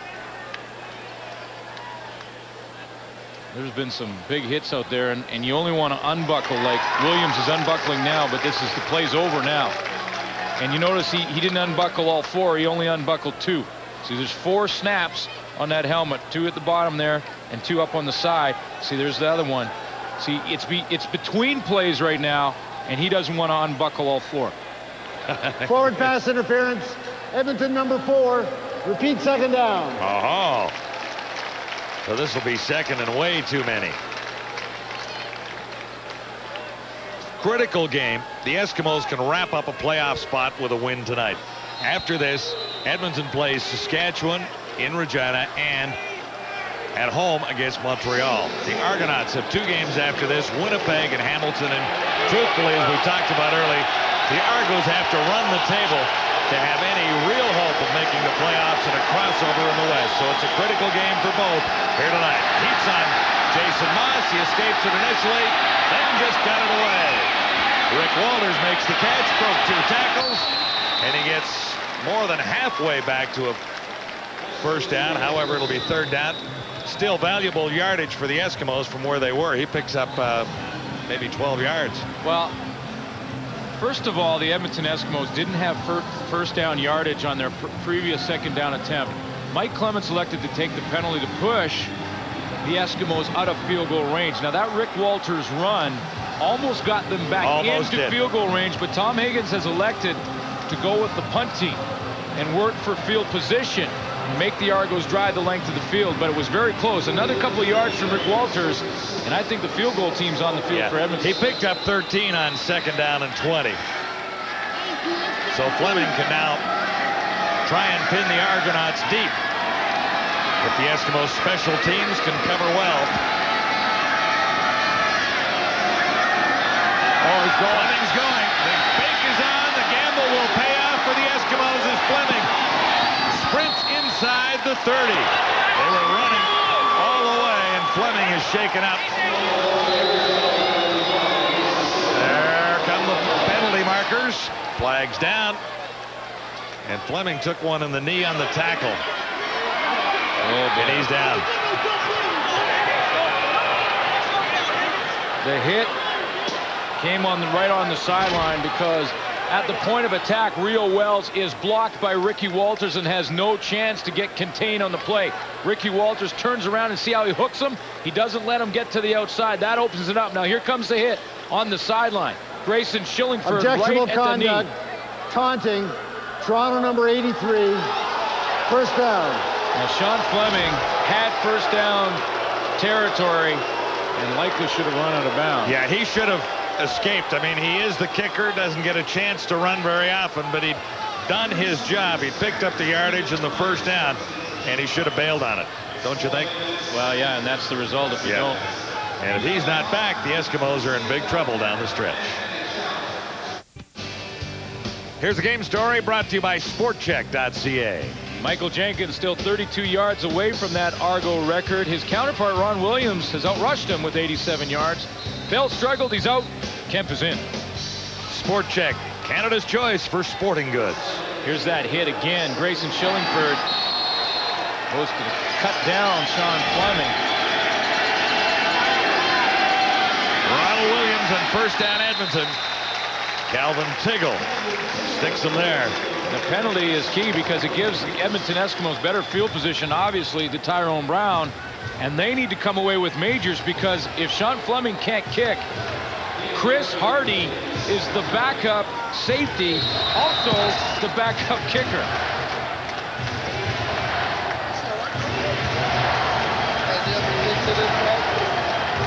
Gain of 1, 2nd and 9 Edmonton. Eskimos want to get to the end zone. 6:04 to go. It's the Argonauts by 1. Moss has Terry Vaughn, and Vaughn lost the ball, but he was stopped short of the first down. I don't know who touched it last going out of bounds. They waved it down like Vaughn would gain that yardage, so they're saying it was Vaughn that touched it, but it looked like the hit forced the ball out of bounds. And unless it went off Vaughn on the way out. On the way out, yeah. There's Terry Vaughn right there. Take a look at this play. He works to the outside. Once he catches his football and heads for that sideline. Now, here comes the hit. There's one move here. The hit right there from Chuck Levy. Looked like it went off his helmet. Yeah, I would say that it might have gone off Levy's helmet, but they didn't see it that way. So the Eskimos come up short on the first down, but luckily retain possession of the ball for a field goal. Moss will put it down for a 15-yarder, but this could be an adventure with Chris Hardy in. Sean Fleming watching from the sidelines. Moss puts it down, and he put it wide. It's all even.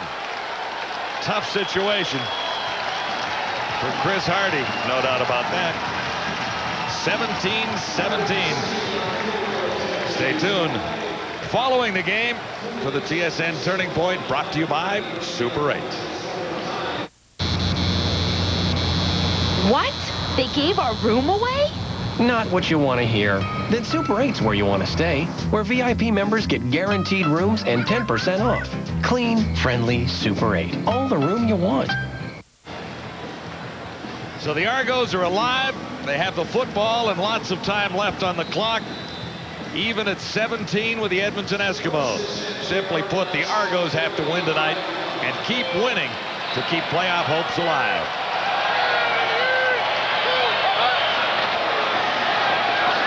Jimmy Kemp at the controls, and Michael Jenkins has another first down. This guy has been terrific and is headed for a record if he gets another 22 yards here tonight. Likely less than that after this run. It's just tough running, and that's Singor Mobley, Jermaine Jones. There's big Doug Peterson finally coming back to help out on the tackle. He now needs 19 yards to surpass the Argos single season rushing total, and he'll get one only there, maybe two. Well, you know, when you play against Michael Jenkins now, defensively, if the guys up front for you don't play well, in other words, if Doug Brown or Doug Peterson, Robert Brown, Albert Reese, and Steve Anderson don't have a big game, you're in trouble, because even if you're Terry Ray, Singor Mobley in that backfield, he'll make you miss. He'll run through tackles, linebackers, and defensive backs. Guys up front have got to get it done. So Jenkins needs 16 to break the Argos single season record. Kemp has lost the ball. The Argos lucky to get it back. They didn't. They did not. Eskimos on the turnover. I thought Roque landed on it, but somebody beat him to it. Roque landed. He fell on it, and it squirted out underneath him, and Terry Ray got it. Yeah. Terry Ray picked up by Michael Jenkins. Look at Ray on the tackle, gets up, hustles after the back. Okay, no chance at it there. He went right over top. Looked like he Terry smothered Ray's it been all from over here. the place. Terry Ray has been a huge factor for the Edmonton Eskimos. Interception, caused interception, fumble recovery.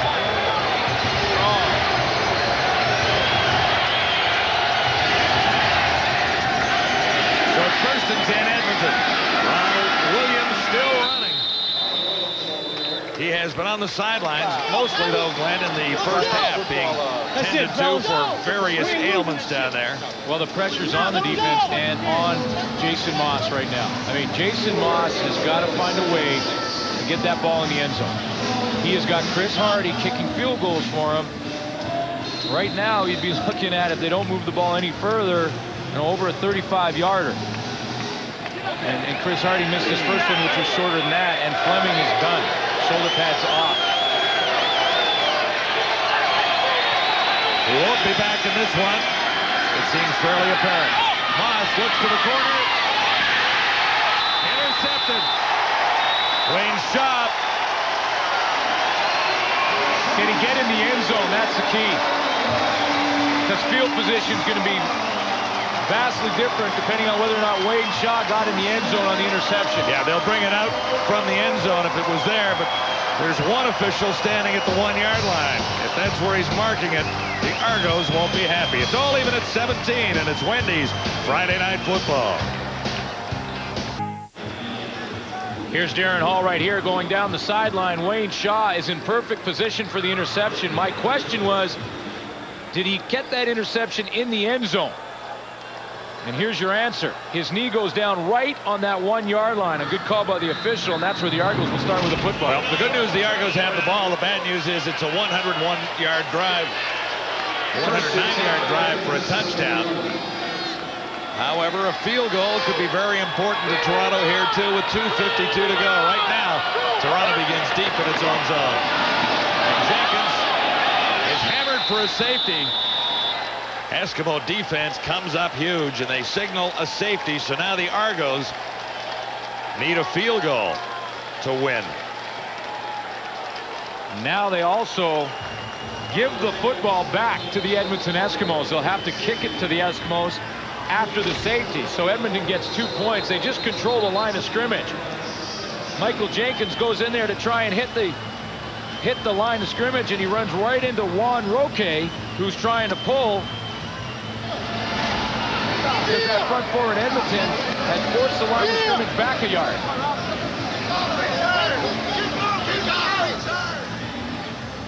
Well, Fleming is done for the night, and it may be longer than that after taking one on the knee. Now I'm going to throw something out here. This is a long shot if you're an Argo fan, but here's the situation. It's 2 points on that safety. Yes, you give the ball back to Edmonton. Now, if your defense can come up and hold them, your field position change might be drastic. Might be better than trying to drive the 110 we were talking about, or at least 70 yards to get into range, right? Now the pressure obviously on Rich Stubler and the defense for Toronto. They're going to kick the ball off here to Edmonton. They need to get the stop.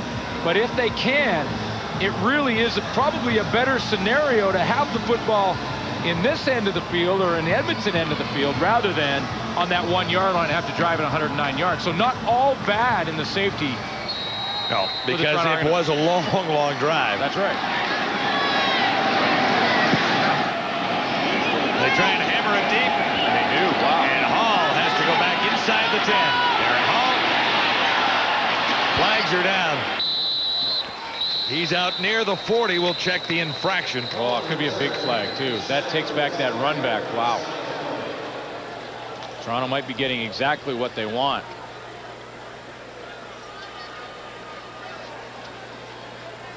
Argo fans, join AMJ Campbell at the next Argo home game. For tickets, call 416-489-ARGO.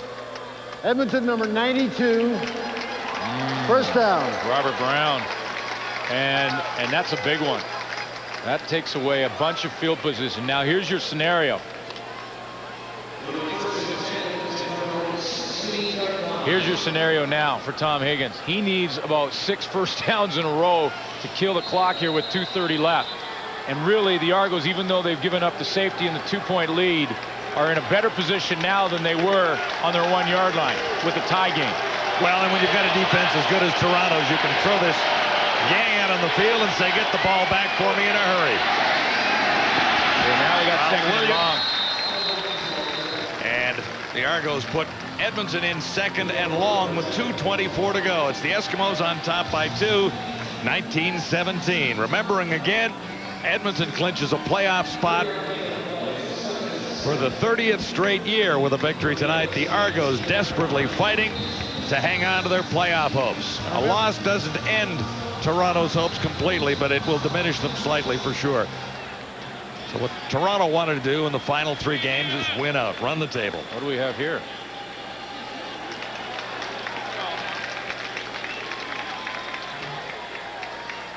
Looks like it's going to be another Edmonton penalty. Here we go.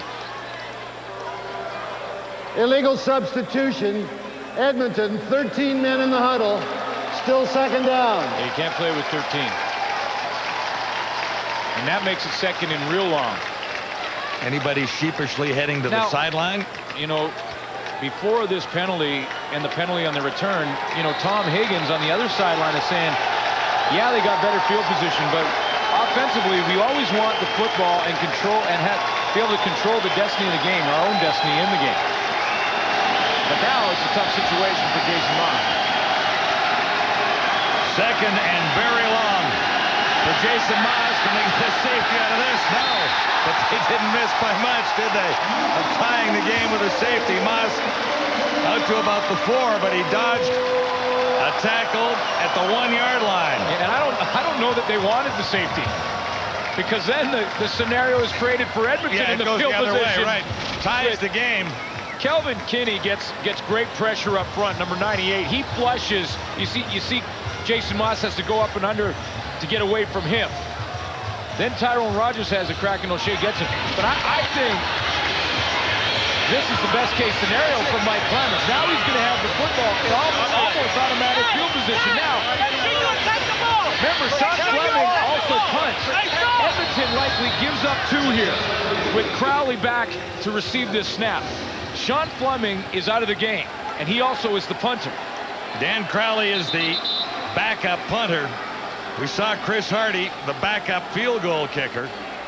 You know, you never really, as a coach, I don't think you ever want to give away the points that ties the game. But in this situation for Tom Higgins, he really has no options.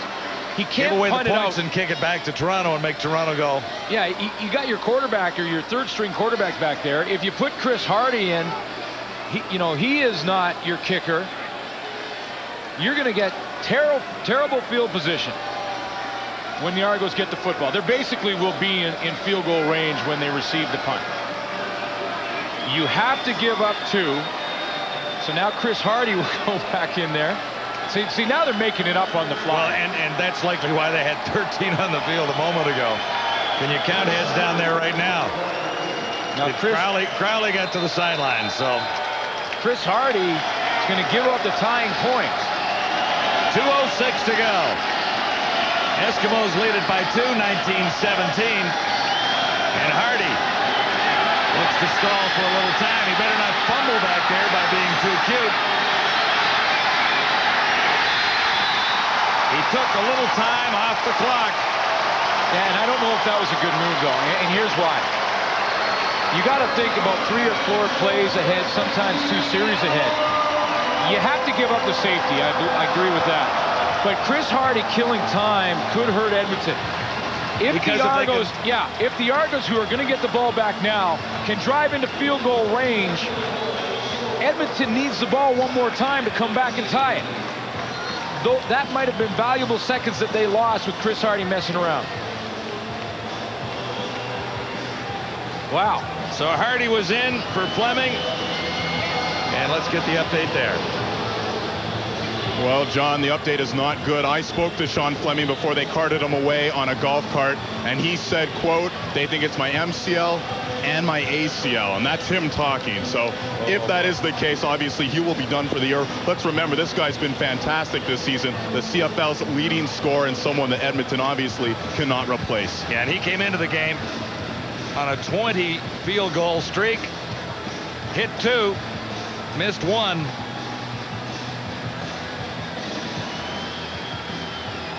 Chris Hardy is the place kicker of the moment. Good. It's a good bet that Hugh Campbell is on the phone right now. Now, who's out there? That's a good question. Let me go through my roster. Jacob Marini, who's right out here in Toronto. Yeah, there's Wally Buono. Well, I don't think he's going to sign as a kicker, though. I think he's happy where he is right now.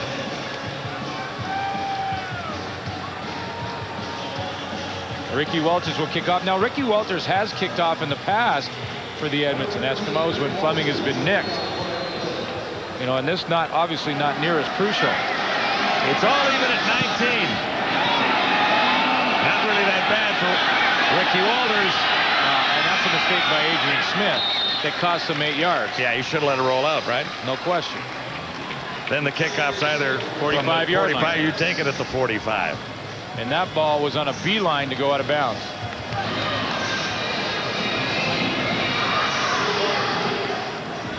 Well, a minute 44 to go. The Argonauts have an opportunity to win, and they put it in the hands of Jimmy Kemp right now.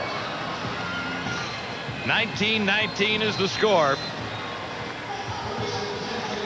How about 100% passing for Jimmy Kemp? Now it's just 5 for 5, but well, he's moved the team in relief of Kerwin Bell, who struggled a little bit but got the first touchdown of the night. Michael Jenkins, left side. They'll have a first down. I don't know. I give him a 10.5. Yeah, Jermaine Jones, a little submarine action on Michael Jenkins. For style, 9.8. Well, the landing I like too. He nailed the landing. Jermaine Jones provides the hit. There's the half gainer with a twist from Michael Jenkins. 79 on the night. Glenn, he needs 5 more to establish the Argos single season record set by Gil Fenerty in 1989. Well, he'll get 1, maybe 2 more on that carry with 1:17 to go.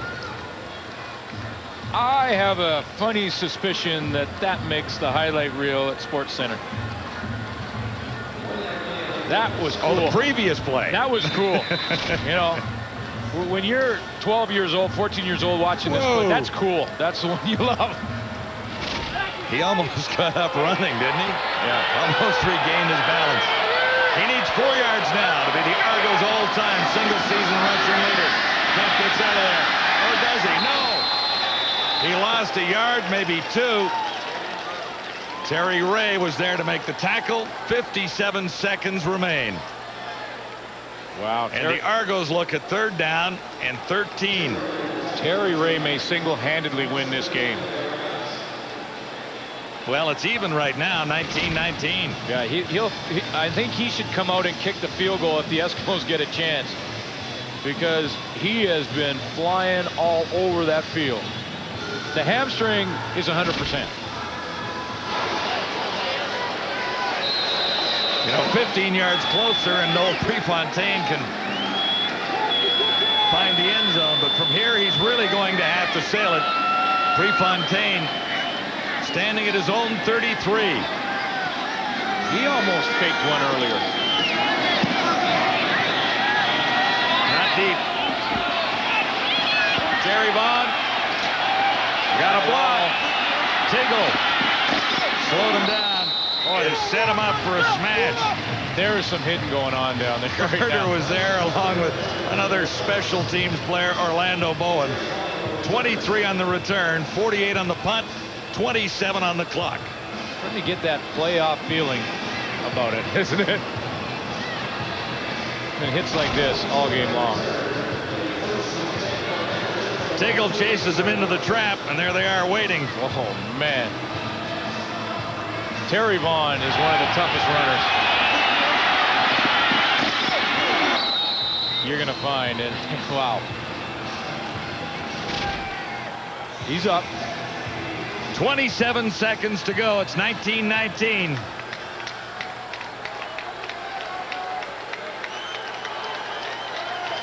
Eskimos are 1st and 10 inside the 40. Here's their run guy, Ronald Williams. O'Shea, one of the tacklers there. Donovan Carter was also involved. Well, it looks like the Eskimos are going to go into overtime, content to be in overtime. Well, a point to Edmonton is rather is much more crucial in a way than to the Argos, because they already have 1 tie. You know, and it changes. Or 1 point from a tie. It changes your thinking too when you don't have your kicker, because, you know, with just over 25 seconds to go when they start this drive, you know, 2 or 3 first downs is possible, but you can't score. You're going to be in field goal range, and you don't have your kicker. You go into overtime. Should be the final play, barring a penalty, and the Eskimos will settle for a point for now. The Argos get 1-2, and it just makes the playoff race in the CFL West a little wackier, doesn't it? Overtime is just ahead from the Skydome tonight.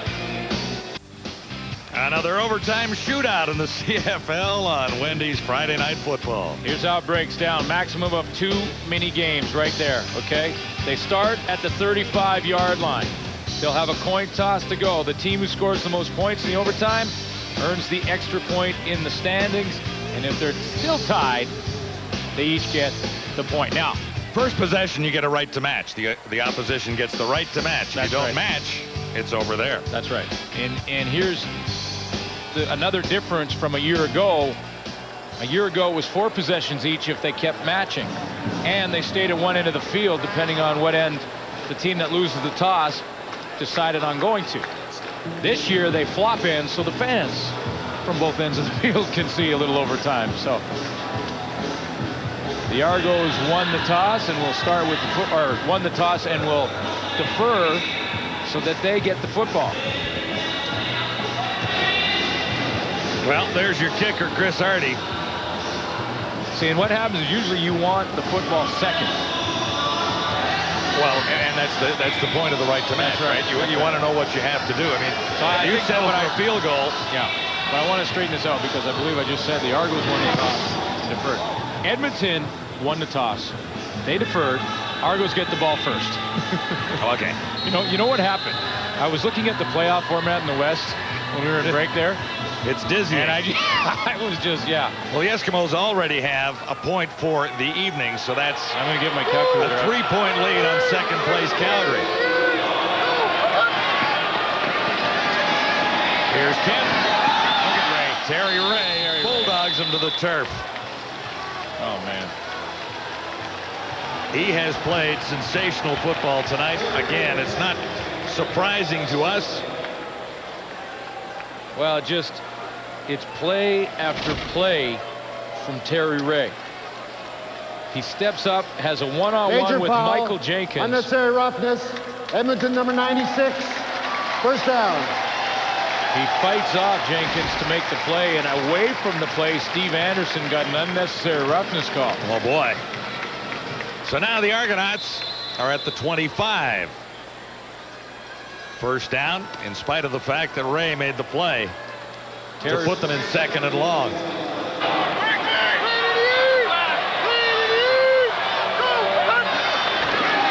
Michael Jenkins. Look at Ray. Ray did it again. Right there, Terry Ray, waiting. You know, he called the defense. He went over and talked to Steve Anderson, said, don't worry about it. Then he called the defense. Then he lined up and made the play again on Michael Jenkins, and it was a great play because he takes on a block at the point of attack and slides over from this side of your screen. Watch this. You make the play right here. You step up, take on the block, slide across, make the tackle. You can't play the run any better than that. So Kerwin Bell is back in a passing situation for the Argonauts. Second down. Argos need. Oh, doesn't get it away. Oh, almost intercepted. Doug Peterson had his hands on it. And Bell shaken up, as you can see. Kerwin is shaken up because Ralph Staten came off the corner and was untouched.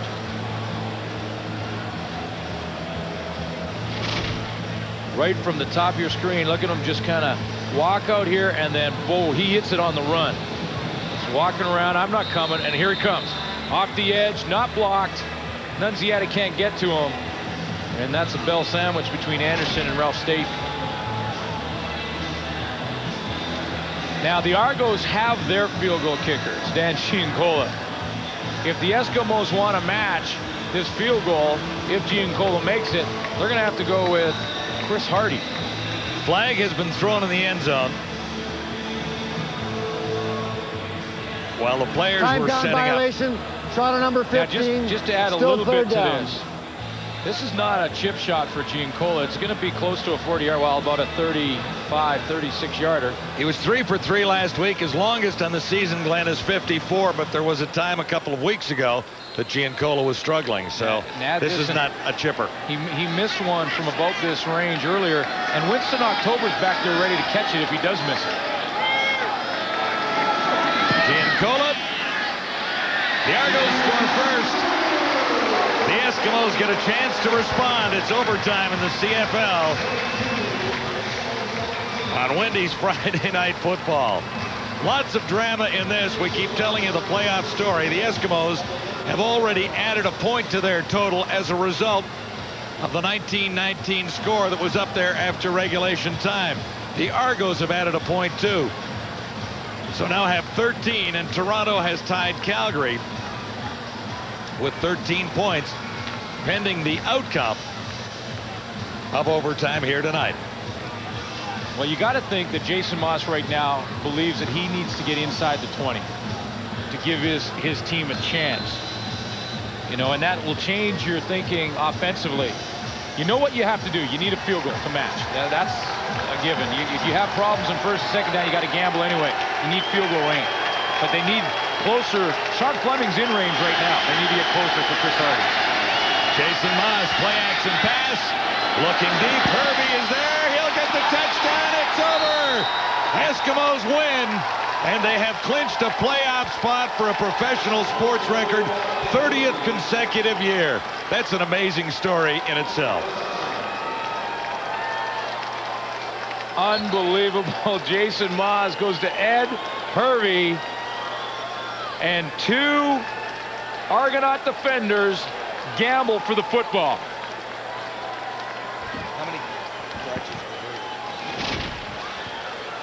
Every defensive back goes through this thought process with the ball in the air at one point or another. Alonzo Steinauer at the top of your screen, number 21, thinks he has a chance. Adrian Smith thought he had a chance.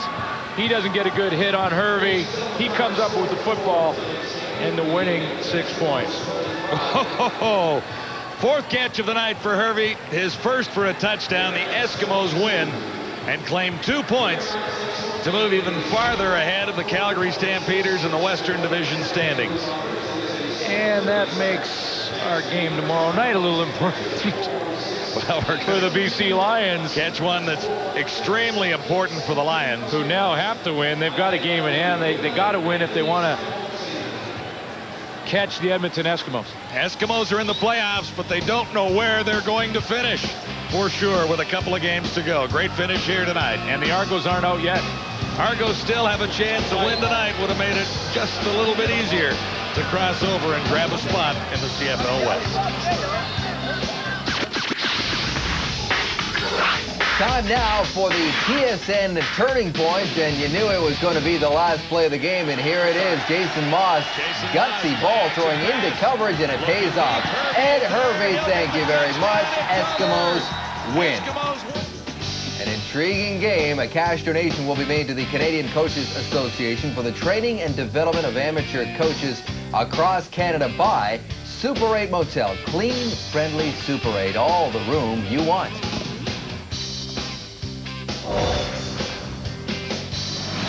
Wendy's Friday Night Football on TSN is brought to you in part by Wendy's, the official hamburger of the CFL, and by Molson Canadian. I am Canadian. Our next game tomorrow night, the Winnipeg Blue Bombers look for their 12th straight win. They're in Vancouver to take on the BC Lions. Join us for Wendy's CFL Live, 10:30 Eastern, 7:30 Pacific. Coming up moments from now, Dutch and Duthie with all the news on SportsCenter. Well, style points? Not really. But was it intriguing? You bet. And that guy had a whale of a game. The Edmonton Eskimos win it 26-22. On behalf of all the boys, thanks for watching, everybody. You have been watching TSN, Canada's sports leader.